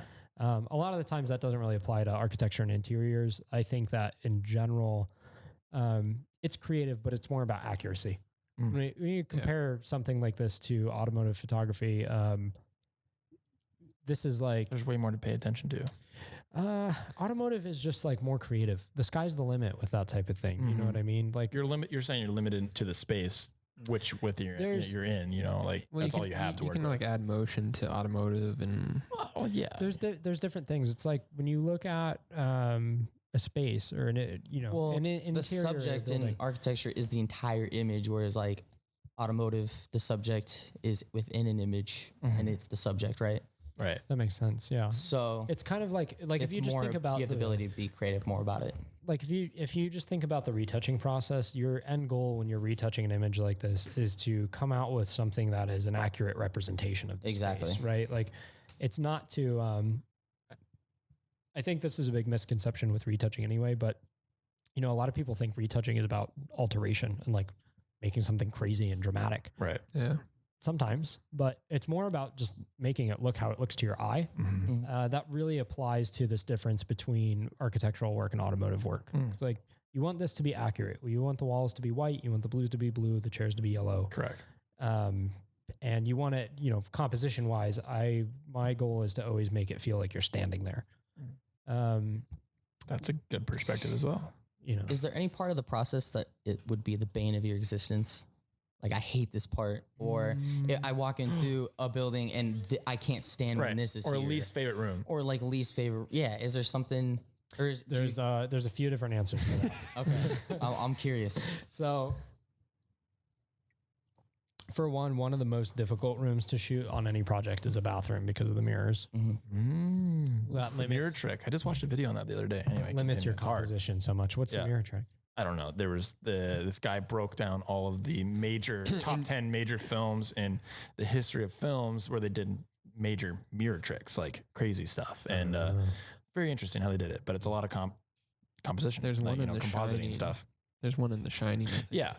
There's one where a girl is running in a mirror, and it looks like the person's tracking them in the mirror, and all of a sudden she opens a cabinet, and you're like, whoa, Yeah, that's the shot I mean. Ooh, that's Oh, it's cool. I want to see wild. that. Oh, I'll show. I'll pull it up. It's awesome. But it's a multiple Kubrick- shots. It's a They Kubrick. actually did a tracking shot and then kept the same angle, flipped it, pushed in it slightly, where and it they looked like were still reversed. tracking, They reversed her it. action And in the it- dude, shot. it's fucking Dude, I always mirrors are a very tricky, woof.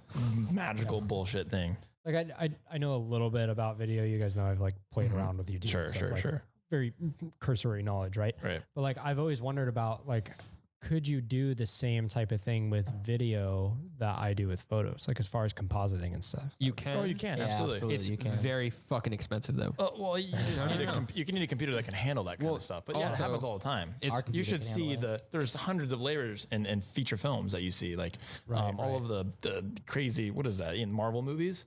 The layers in those, there's hundreds. You Yeah, can go but- see breakdowns where they just, and it's insane. But for the sake of There's like 3 different programs. Oh my God. There's five different computers running it. for the sake of Crazy. making it applicable to your use case in like in real estate and architectural space though, it's all heavily reliant on like motion control. So like using Right, our it's Emotimo Dolly consistent. or like a I've seen robot. that. I've seen that. Yeah. Because you Yeah. take multiple exposures Right. of photos. We've exposures of Right. video of the same movement and then overlay them. But it's computerized, like, so it's pinpoint world- accuracy. Sick. Yeah. We're- So sick. best case scenario, you're putting ND on Yeah. all the windows too. Like you're Oh, yeah, cutting so- ND filters and you're just going outside and you're Right. putting it on A giant all sheet. exterior windows balance the and just exposure. cutting it. Like and literally. you're literally putting a fucking ND on the glass. You of the are, and it building. costs a lot of money to Yeah. do that. No We thanks. used to tinker around with the idea, but our clients never paid for it Yeah, because when we were doing yeah. video in homes, like they would never pay for The that. only market that would support it would be like the fucking $2 million, $5 million houses. More. I don't even. If Yeah, that. not even. If Not even. that, I think yeah. it's more. No, you need Because like they're a getting like 3% of Yeah. that. You know, like whatever it is. But Yeah. Or just take like 500 photos and move the tripod like centimeter. But no, but everything. Edit all of them individually. Stop motion that But shit. even like Yeah, the, stop motion. exactly. Yeah, there you go. Jesus. But even like the techno Essentially, that's cranes. what like the Modi mode. Yeah, the money mode. But like they have in feature films, the techno cranes, the 50 footers, those are all motion controlled as well to a Yeah. degree. They have Right. So they can pinpoint those. I learned It's about pretty that cool. because I was watching a breakdown on YouTube of how they. Do you remember in Ted they filmed that bar scene that was all slow mo, Yes. Oh yeah, yeah. So it's an freeze frame slow mo, and that's exactly how That's a they do it. bolt. It's a bolt. Yeah. The movie Invisible Man, where she's Same thing. Yeah. yeah, they used a haven't seen bolt. All Yeah, motion they control. did it twice, and they had the guy in like a full green suit, and he's pushing around everywhere. But then when you combine those two, A lot of commercials you see now are motion controlled. So Yeah. the Papa John's and Coca-Cola and Sprite and all that stuff. It's all motion controlled stuff. Oh, God. They're layering, like they're doing a lot of stuff, a lot of work. It's crazy. Yeah. So it is like this, but significantly more expensive and significantly harder to do because the computers you need to physically do that is just retarded. I believe it. You know, it's just ridiculous. It's that, just a lot of layers. it's just a lot of, it's a lot of work Frames, on but yeah. that side. But You could do it, yeah, but it would be hard to do this. far fetched. That's interesting. Yeah. But anyway, speaking of this, kind of scrolling through, I went on his website to is it multifamily? Is that correct? Yeah. Yeah. So the multifamily section of his website is the larger commercial real estate Yeah, I don't. architectural stuff. I don't want to call it commercial Oh, is because it not it's commercial? like it is, but it's Okay. also residential because Okay. it's apartment complexes. Larger So spaces. I just call it multifamily. Yeah. larger spaces. Multi-million-dollar buildings. So let's just say that. how did you transition from just doing individual structures to multifamily? This is a large yeah. jump because this is some serious stuff. There's also like just like the merit to you as a photographer. Obviously, not everybody that's shooting homes, even high end homes, is doing multifamily. Right. Like it's another step. I thank you. I have to reflect on that often because sometimes I see people that get a lot of like amazing residential architecture work, and I'm just like drooling over it. But I have to remind myself that like, oh, I have this nice little slice of the pie over here too. So I got into this because I have a friend that I met through the car community as another BMW guy that has worked as a leasing agent in apartments for his career. And when I kind of started getting into this and got on my own, he went out of his way and started connecting me to people. And, I've been very lucky that everything up to this point has been word of mouth. Sure. And It's the best. this is one of those instances where he introduced me to someone and then they introduced me to someone. And, here we are 4 years later. Sure. So, the first thing I got asked to do was to shoot a vacant unit. A lot of the times, an apartment complex will have a floor plan that is more difficult to move than the other floor plans. And so they'll go to a little bit extra effort of having that floor plan of the unit photographed so that they can market it a little bit more individually. So I got asked to do that. And then they had this incredible like resort style pool that was overlooking a golf course. And I'm like, I can shoot that. Yeah. I was shooting all these homes, real estate. And this is when I was using a lot of flash on exteriors. And I still do occasionally, but it's got to be worth the effort. But I was walking by this thing. I said, dude, this pool is so sick. Like, give me 20 minutes really quick before we wrap up and leave here. Let me shoot this for you. I'm going to send it to you. I want you to send it along.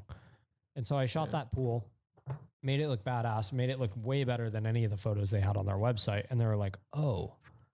And from that point on, so the client that I was working with on that very shoot is still a great client. Here we are years later. And that client specifically works in lease up. So the teams of people in property management that work in lease up, their job is to go to each new property and build up the occupancy, and then they move to the next new property. So there's like two different managers. There's one that kind of builds it up, and then there's one that maintains it. So amazing client for me because they were bouncing around to a new property every 6 months.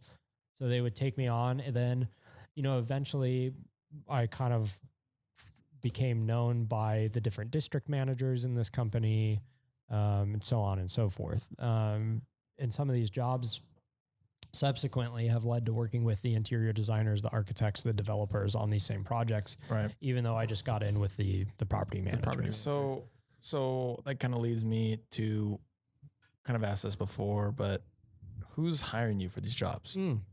Generally, like on average, what is the majority, like what is their role in whatever they are doing in their career? Who's hiring you? For multifamily, it's typically the property manager. So property managers are hiring you to come take their photos of spaces and whatnot. And they give it to so the property manager on a build like this, their job is to run the day-to-day of the property and then to market it for occupancy. Okay. So they're using it for all the marketing on the property. But the property, these builds, for example, a lot of these are $100 million builds or 125 million. And like, oh, totally. Massive buildings. So you have a lot of different people involved in general. Sure. So like I'll be working with the property manager. That's my point of contact, but there's typically an ownership group, and there's an architect, and there might be a builder alongside that. And then you'll have the interior designer, and then you'll have a company that's just doing the concrete contracting, or, the company that's supplying the furniture or whatever it might be. And they all have their input or no? Sometimes they get their input if they're licensing the photos. Oh, yeah. So yeah, licensing discussion. Stack it. Licensing, stacking. So if it's, excuse me, if it's just the property manager that's hiring me and the purpose of the photos is to market the property, that's one thing. That's kind of, we're going to cover the property as a whole. We've got to get a couple of the model units done, and then the property itself, all the amenity spaces and the exteriors and things like that. I always shoot detail shots too, funny enough, because that's how that one realtor first started hiring me, was for the detail shots and my eye there. And so now I use details to supplement almost every project I do. Right. I don't even charge for it. I focus on shooting the main images of the space. And then the last 15 minutes, I'll throw on a 50 mil and shoot 40 detail shots and just run around and shoot whatever catches my eye. And they don't take me hardly any time at all, but it provides so much value to the client. Sure, totally. They can use it for a background on an Instagram story and like the question. That's a little gold nugget to take from this one. A little gold nugget right there. That's an easy value add for people. Easy win. Yeah. But so like It's about the easy wins. It is. But on the commercial side of it, like on the outside of these buildings, there's significantly larger buildings than residential, right? So your amount of flashes increases by how much? But he's all natural exterior. You're right. A lot of the exteriors are all natural. Except for the furniture. And it's The truth comes Okay, out. but some of I guess, yeah. that shot. How many exposures? Specifically, we're looking at a pool on a residential space, massive commercial building. I can say commercial because it is multiple companies that own these these buildings. So Yeah, it's a mid-rise. I think that was Right. 15 stories or so. that's a big building, multi-million-dollar. Yeah, and this is downtown Phoenix. It's probably the nicest apartment building in Phoenix. Or Is that? Are these some of the? These are the interiors for it. Yes. It's right across from the basketball arena, so it's probably like $7,000 a month rent. So you probably got Probably season more. tickets. Probably more than that. That is sick. I don't even know. It is ridiculous. Anyway, so like if this is all natural light, how many images for these pool shots? Okay, so it's not natural light on these. Ah, see, This was a helicopter. First of all, for this shot, the sunset we had was world class. That night. Literally, that's 100% natural. wait a minute. This is The sunset. okay. is. The sunset's beautiful. The sunset is. The sunset. We always is say DP'd by God. incredible. We always say DP'd by Yes. God because he lights the We're- space outside. Lighting by God. Lighting by God. We're at the space. So to paint the picture for anybody that's just listening, we're about 10 stories up. The pool side faces south.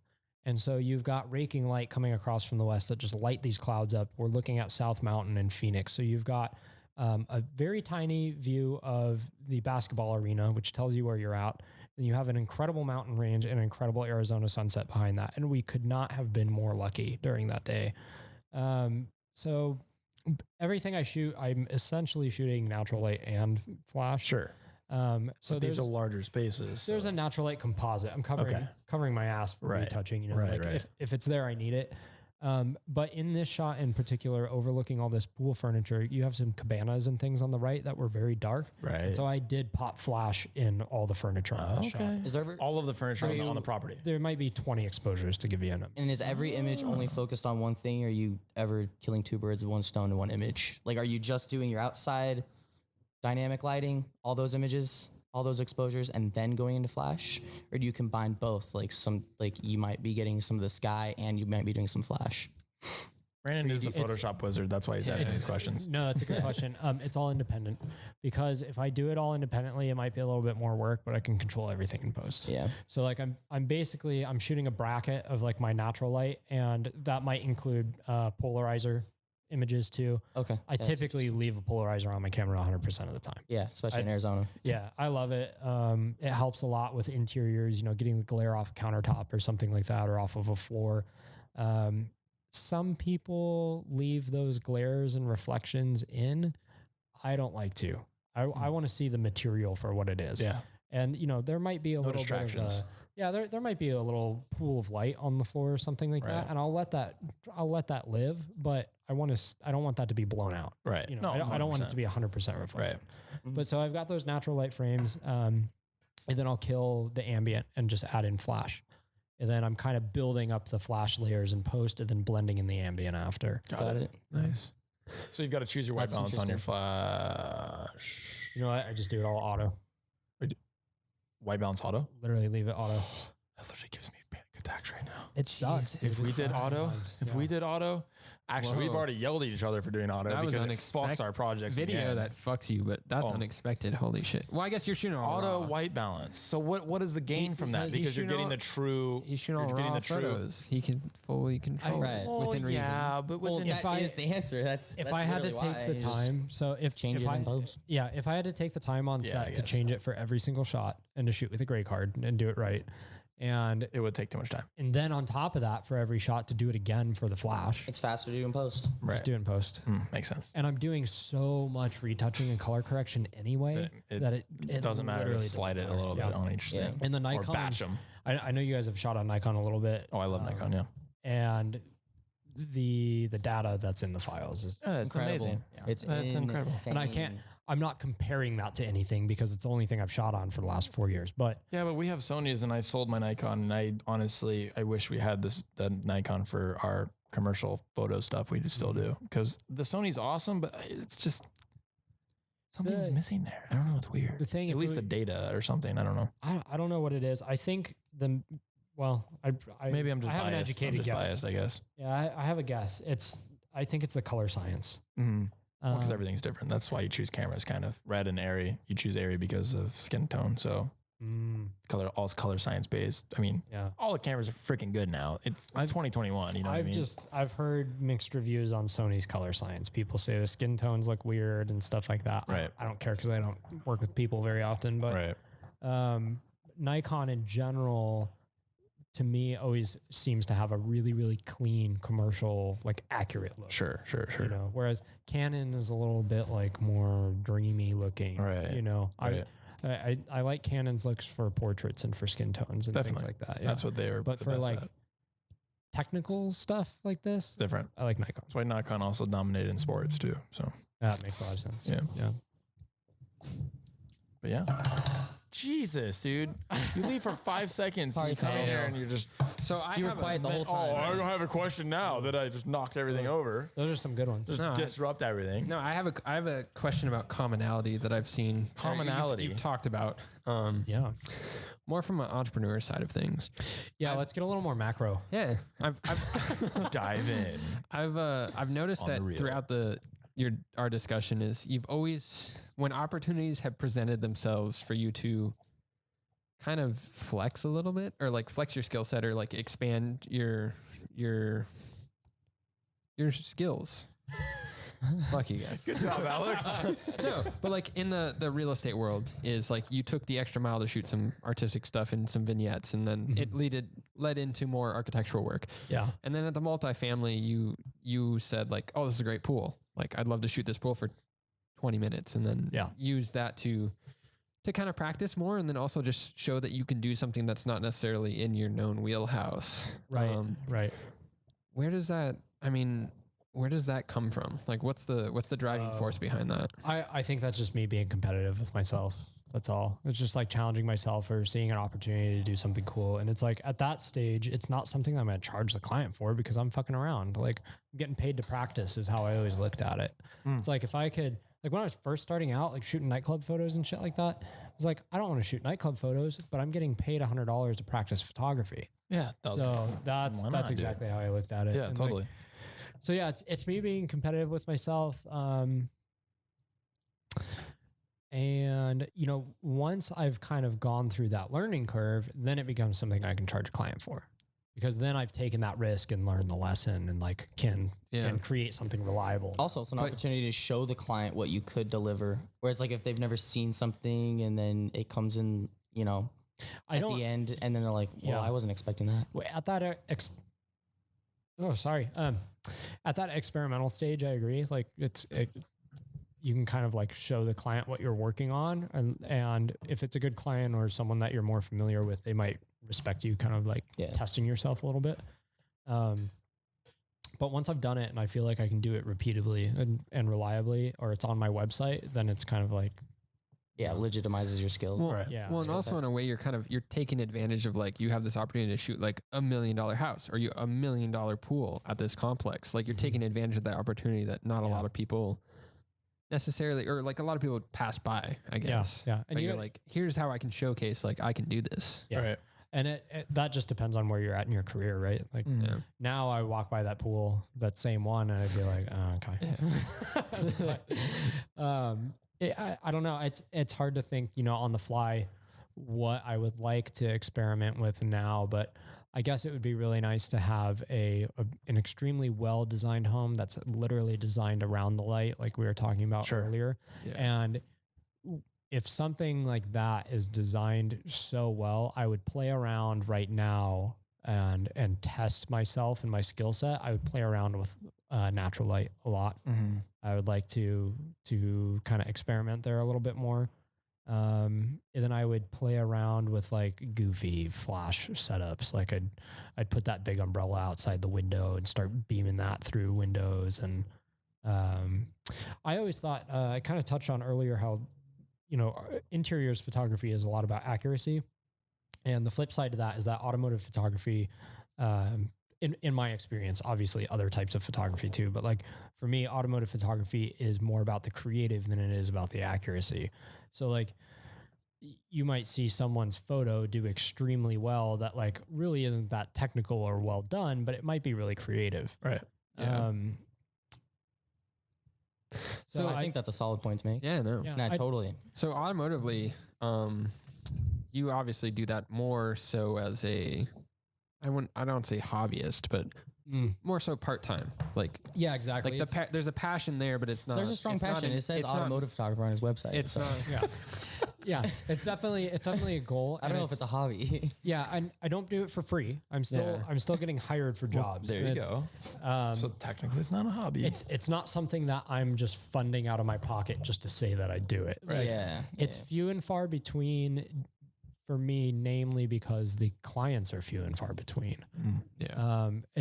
I would love to shoot cars just as often as I shoot architecture, but that market is so much smaller and more competitive. Oh, It just doesn't exist. Well, and you're also not like, I mean, there's a difference between like doing tier 1 direct to manufacturer. Correct. But, There's like, OEM you're doing more to private ownership photography. And you guys know more about that industry than I do because I have not dealt with manufacturers and art buyers and creative agencies. There's a lot of people involved. So it's very difficult to get in. And when they have their photographer, typically they stick with it and they don't really change it. Yeah.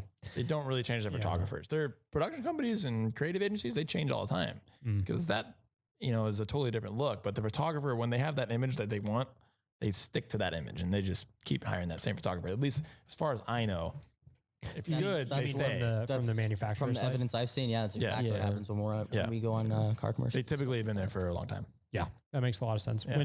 When normal people ask me about my business and I'm kind of explaining these differences, I tell them that trying to be a professional automotive photographer right now is like trying to get into the NBA. It's like you have to, or any sport. Yeah, like you literally less than 1%. Let's just say that. Yeah, you have to aim to become part of an elite global group of people that shoot advertising work, and those people know the right people. If you know what I mean. They really know. And they're very good, but they know the right people. A lot of people don't realize you could be as good as you could be the best person in the world, but if you don't know the right people, you're not going to be working on those jobs. You're just It's all word of mouth. You're just not.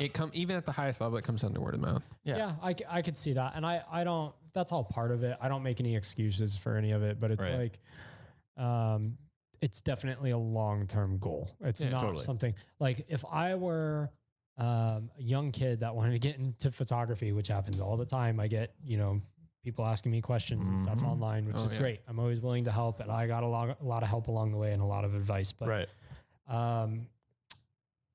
to attempt to just make your living purely on automotive photography, don't do it. Good luck. Not from the start, for sure. I mean, maybe you might get lucky and be some kind of crazy artist and you have some kind of crazy look, or maybe you just blow up on TikTok right now. I don't know. If I see one more of those TikTok photography videos, I'm going to have an aneurysm. I agree with you.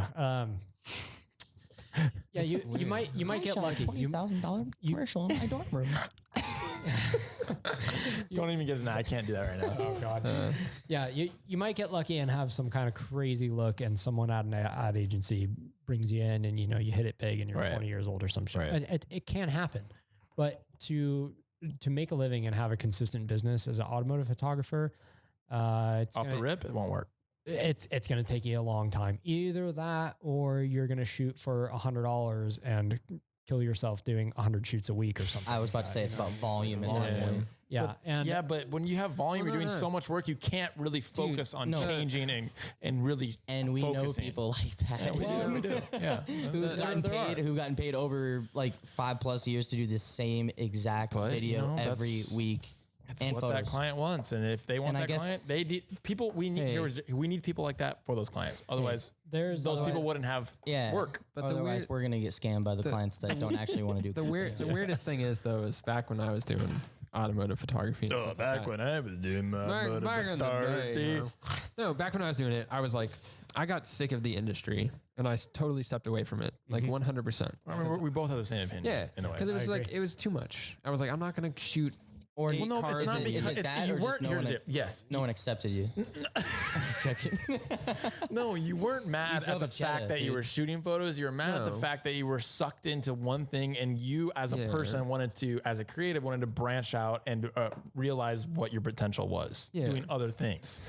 it wasn't because of cars. Well, also I kind of had that self-realization that like, if I keep doing what I'm doing in the automotive industry, You're going to be stuck. I'm going to be stuck here and I'm never going to shoot what I really want to shoot. And then as soon as I stepped away from it and then we started Reelbros and like built up Reelbros, now here we are shooting tier 1 to manufacture car commercials, Which has been our goal. is like, and that's which is like a long-term, like it was a goal that I never thought I Full would circle. achieve personally, like that I'd get to that's shoot where a I'm at now, Lexus or a Kia or something like that.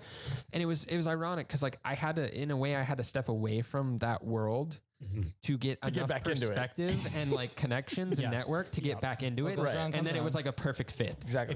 But if I had stayed there, you would have never gotten there. I would have never You would have never gotten there. So been here's shooting these Probably. commercials. Or at least it would have taken 10 years longer Oh to get fuck there. no! It's like the NBA. His Yeah, metaphor of it being going for the NBA is the like Right. Step yourself. Very Take well on take par. a step away from what you're doing now to realize what you're doing, and then shift. that's a very Don't box yourself. Don't box yourself in. It's a very Bucks. specific lesson F1. for kids in the car industry, or kids that love cars that we see running around at the car That's shows, fine. That's trying to like take pictures that's a and shit. thing. Everybody at those car shows. No. No. that's a Wait. new thing. What? All the kids with cameras at car shows. Okay, kids with cameras. It's been a thing for the past 10 years now, It's so and they're all that's- taking the same image.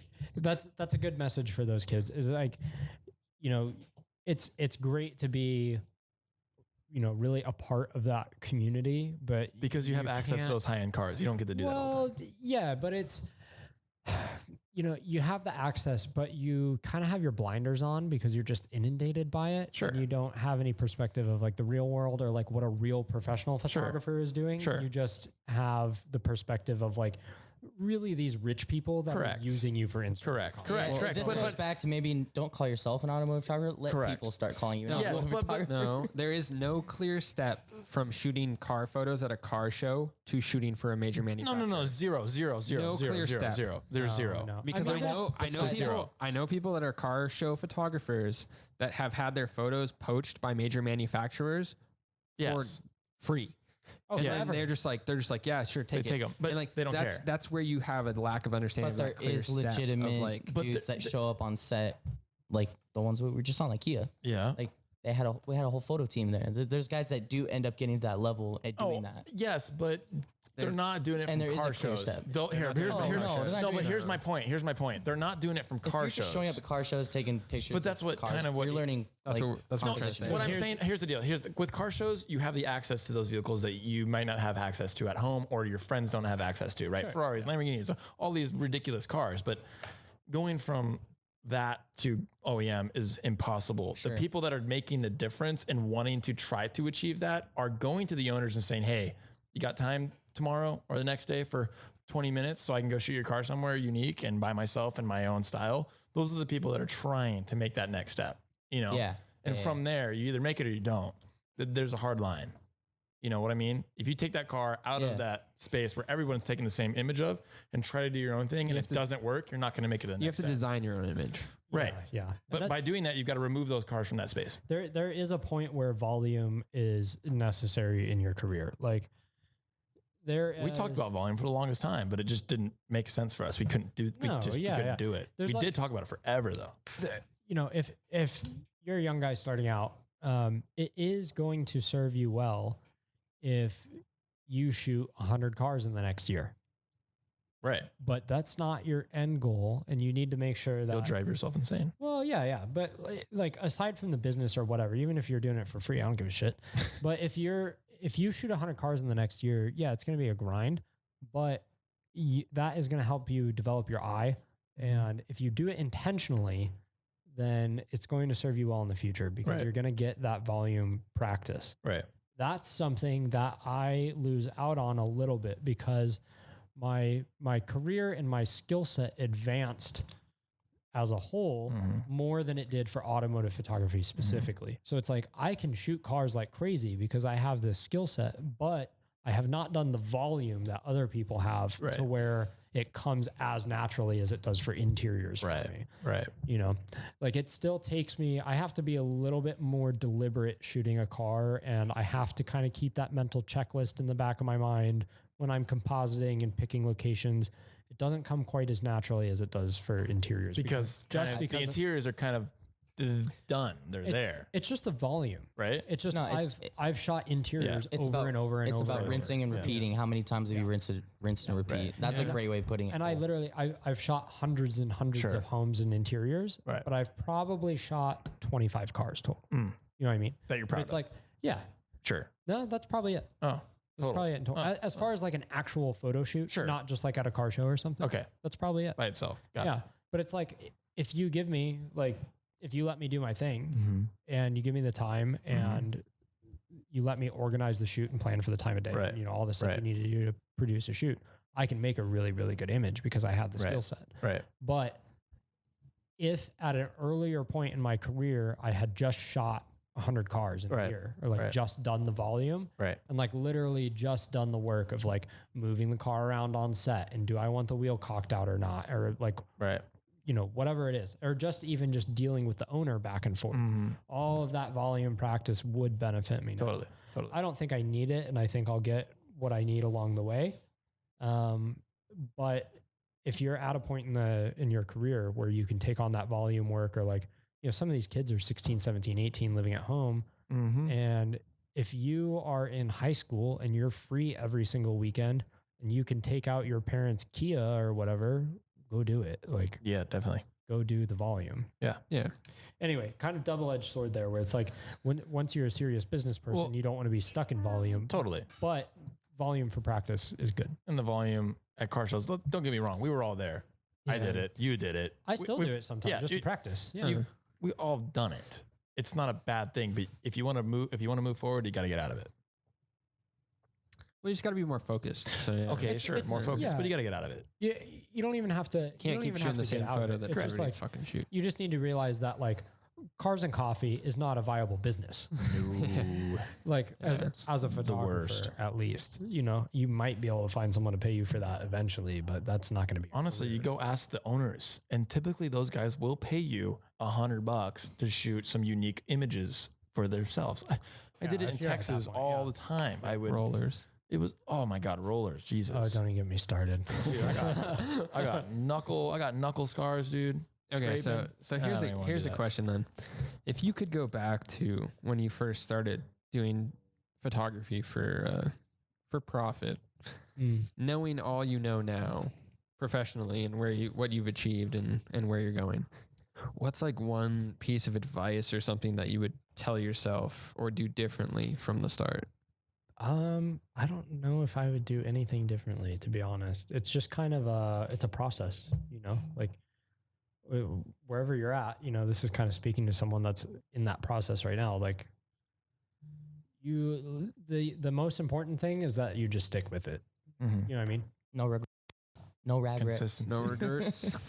Yeah, It's true though. That's like, honestly probably one of the best fucking pieces of advice somebody's given on the podcast is they didn't change. I wouldn't change anything. You just got to keep go doing with it. the fucking journey. Run like hell. it's still like that every day. It Yeah, never ends. It's sure. just, you know, it's always a roller coaster. I have this conversation all the time, dude. It's a roller coaster. It's high highs and low lows. Yeah. You know, when I could have the biggest shoot of my life tomorrow and I could finish those images. They could be the best images I've ever created. I could deliver them.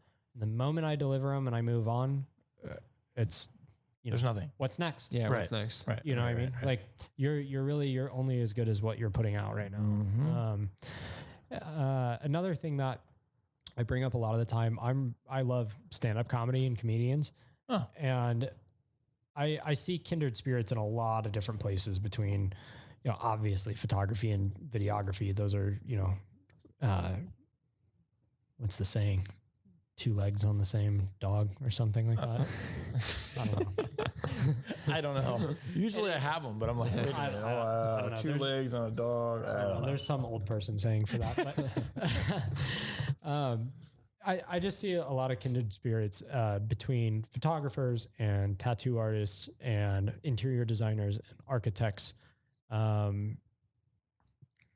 I fucking forget where I was going. Well, we're all just comedians. Yeah. It happens to me all the time. Jesus Don't Christ. worry. It's not a you thing. It's How do people do this on Joe Rogan?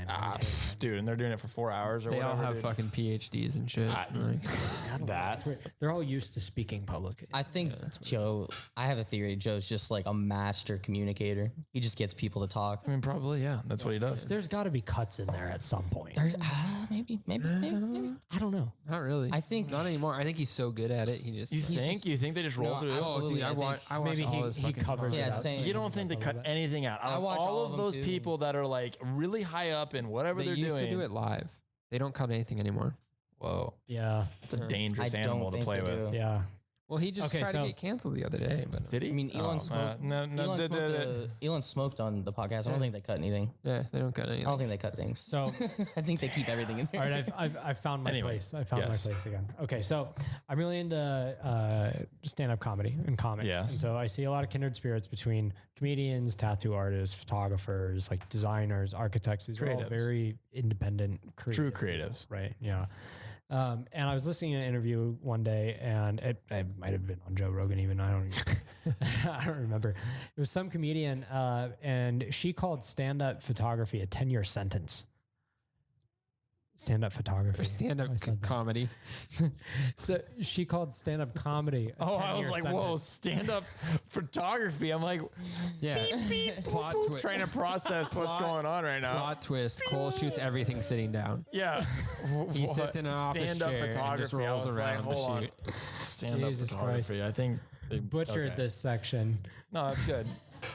That's good. Stand up. So we're talking about stand up Anyway. comedy. Okay, so I was watching this interview with comic. Yeah. She called stand-up comedy a 10-year sentence. Right. And I just love how she put it as a sentence. Like, if you're going to commit yourself to something, and this is how I've looked at photography, but like you literally have to say, like, this is what I want to do with my life. Sure. And I'm going to commit to this for 10 years and kind of see where it leads. Right. So as far as like advice when you're first The starting mental out, it's commitment. like, if you don't want to do this as a do it. living, as a lifestyle, if you are not committed to it, if you have a plan B, don't even bother. Like Right. get You're out of not the gonna way. win. Honestly. You're not going to win. Yeah. Correct. Like, literally get out of the way for the rest of us because Correct. you're going to waste your time pussyfooting around for 2-3 years you're gonna undercharging everybody. Piss off clients. Yeah, exactly. Like just go back to a desk job or something like that and get out of the way. Yes. But I don't know. Not that I want to encourage people to work desk jobs. No. No, Yeah, but all I'm saying is like, there are a lot of pussyfooters around You there. just put it in the way that I wanted to put it without saying like "fuck you" to people's faces. like, yeah, just if you want to do this, like, I mean, I will attest to this shit. Like, doing this has been the biggest, highest highs of the roller coaster and the fucking lowest lows where you just want to like kill each other. fucking kill each other. Oh, yeah. But like the reason we're still in it is because we absolutely love it and have the it's a fucking 10-year sentence to do it. Yeah, and we're only not even 4 years in. We are now 4 years in. Put in your that's time. how I feel. I'm 4 years full time right now. Almost, not really. Yeah. Shit, that sounds like a sentence, honestly. Was there ever a time you wanted to like just like after when you went full freelance? Was there ever a time when you wanted to just like quit?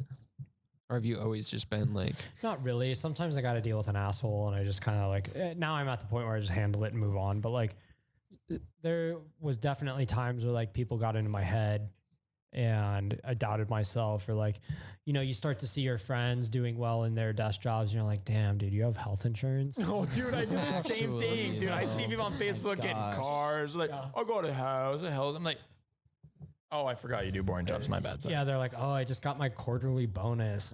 Oh, okay. Hey, good for you. I'm You glad know you're you're doing getting that. paid I'm next honestly month? glad you're doing that. Lit. I'm glad you're successful. Yeah. But I couldn't do that. I would No, drive there's- myself insane. There was, Yeah, and I always remind myself of that too. You have like to. that repetitive lifestyle. No. Yeah, but there was never a time where I wanted to do anything else. Like, totally. I actually, I should have touched on this. I talked about earlier how I was recently rewriting the about me on my website, and this was part of it. But when I was in college, I did an internship at Fiat Chrysler in Detroit. Obviously, big car That's guy. sick. Yeah, I was stoked to work with one of the big three, Yeah. and you know, very starry eyed about it. I kind of knew that I wasn't going to love Detroit, and they probably would never be able to offer me enough money to be there. But I was excited to like see the inner workings of a car company. Oh, like totally. that, you know, and the experience as a whole was terrible. I kind of drew the short stick even just out of the interns. Like, you know, people had decent experiences and Sure, stuff. sure. You know, it is what it is. But out of the interns, I had a terrible experience. I was the only one that didn't have a project when I showed up. So I showed up for my internship, 12-week internship. I didn't get a project until I was 6 weeks in. Oh, wow. Why do you think that was? What the fuck did you do for 6 weeks? What the fuck? Why do you think that was? Do you know what I did? I covered a full-time employee that was on medical leave. Oh my God. So literally free labor ass over here. And then didn't get a project for 6 weeks. So everyone else had a project. But why do you think that was? Like to be like not cutting anything down, but like who were those other people? Do you think they had better things than you, or it was just random? So like Roll the dice. Yeah, you said short end of the stick. You just, it was just luck. Okay, so I was in supply chain management, and there was so many supply chain interns, and then there's different like departments of supply chain within corporate, right? So those guys are just so like you, and you go. I got stuck into one of the departments called supplier delivery risk management, which means that if I don't know, I probably shouldn't even use specific names, but say a supplier for a Chrysler 200 for the transmissions is not going to get enough of the transmissions to the factory on time. Okay, it was this department's job to mitigate that risk. And crazy. If supply chain was running as it should be running, this department wouldn't exist. And how much control at a department at Fiat Chrysler, you know, do you have over another company's supply chain? You don't. The answer is zero. Yeah. So like your Just job, throw your weight around a little bit if you can. No, it wasn't even that. It's like literally the job was like monitor these spreadsheets and make sure that we're not going to run out of the factories, which is like, who cares? And at factories, there's millions of parts being delivered a day. Well, you get a spreadsheet and an email every morning, or like it gets updated, some kind of shared deal or whatever. The spreadsheet gets to you every morning, right? And you have to run through and see like, okay, are any of these parts going to run out within this time frame for the production numbers that we know? Right. So literally, all that is like an if-then function on the spreadsheet. So like, is this cell red or not? That's basically the job. Wow. And then, you know, you have a call with the supplier and you get an update on what's going on. And they're just like, fuck you. They're coming whenever I send them. They're like, hey, we still got the transmissions coming, eh? Yeah. It's not even like that, you guys. It's so like pathetic. It's like, you're like a mid-level $60,000 a year employee at this company. And then you're calling another mid-level $60,000 employee at this company. And you're both like, I don't care. Neither of you have any control over what's going on. Right. It's literally just progress report. Right. Anyway, that experience was terrible. I didn't mean to get too deep into the internship experience. Well, at least you're doing something you love now. Well, so to bring it full circle, while I was at Chrysler, I would have been 21, kind of the last year of college. I was still shooting photos. I think I had the 60 at that point, and I was posting photos from, I kind of had wanted to start like a travel Instagram at this time. Yeah, cringe AF. Yeah. But I had all those photos from my study abroad a couple of years before. Sure. So I started posting those. And then when I was in Detroit, I would like go around and shoot photos as much as I could. And then we went to Toronto a couple times. I shot photos there. So I was like posting like travel photos. Right. And just at that time, I was so fucking miserable in this internship. And I was like, I just wish that I could shoot for a living. Right. You know what I mean? There you go. That's kind of where that came from. Bingo, bango, bongo. Set it in stone right there. Put it into existence. I don't want to look at a spreadsheet unless it's my fucking revenue for the year. Yeah, facts. Yeah, exactly. So that's kind of like, to bring it full circle. There's never anything else I wanted to do. It was just like, oh, if I could shoot photos for a living one day, that would be sick. I think that's awesome. And I think you've done that. I think you're successfully doing that, and the work shows for it. So congratulations. Thank you. Yeah. Yeah, you did it. John, you about to whip out like a gold star or something? Yeah. And I think you did it, so congratulations. I never got a gold star in school. I was always on red. Anyway. Well, I think we've given lots of insight into the photography world. why don't you go ahead and plug where people can find you? Instagram, website, all that stuff if they want to check out your work. Oh shit, yeah. At Cole Horchler on Instagram. ColeHorchler.photos is the website. That's about it. Yeah, check it out. I might have done that one a bit too early. Let's try that again. Premeditated ending. You're playing me. Sorry, folks. We'll see you later next time. Thanks, Cole. Yep.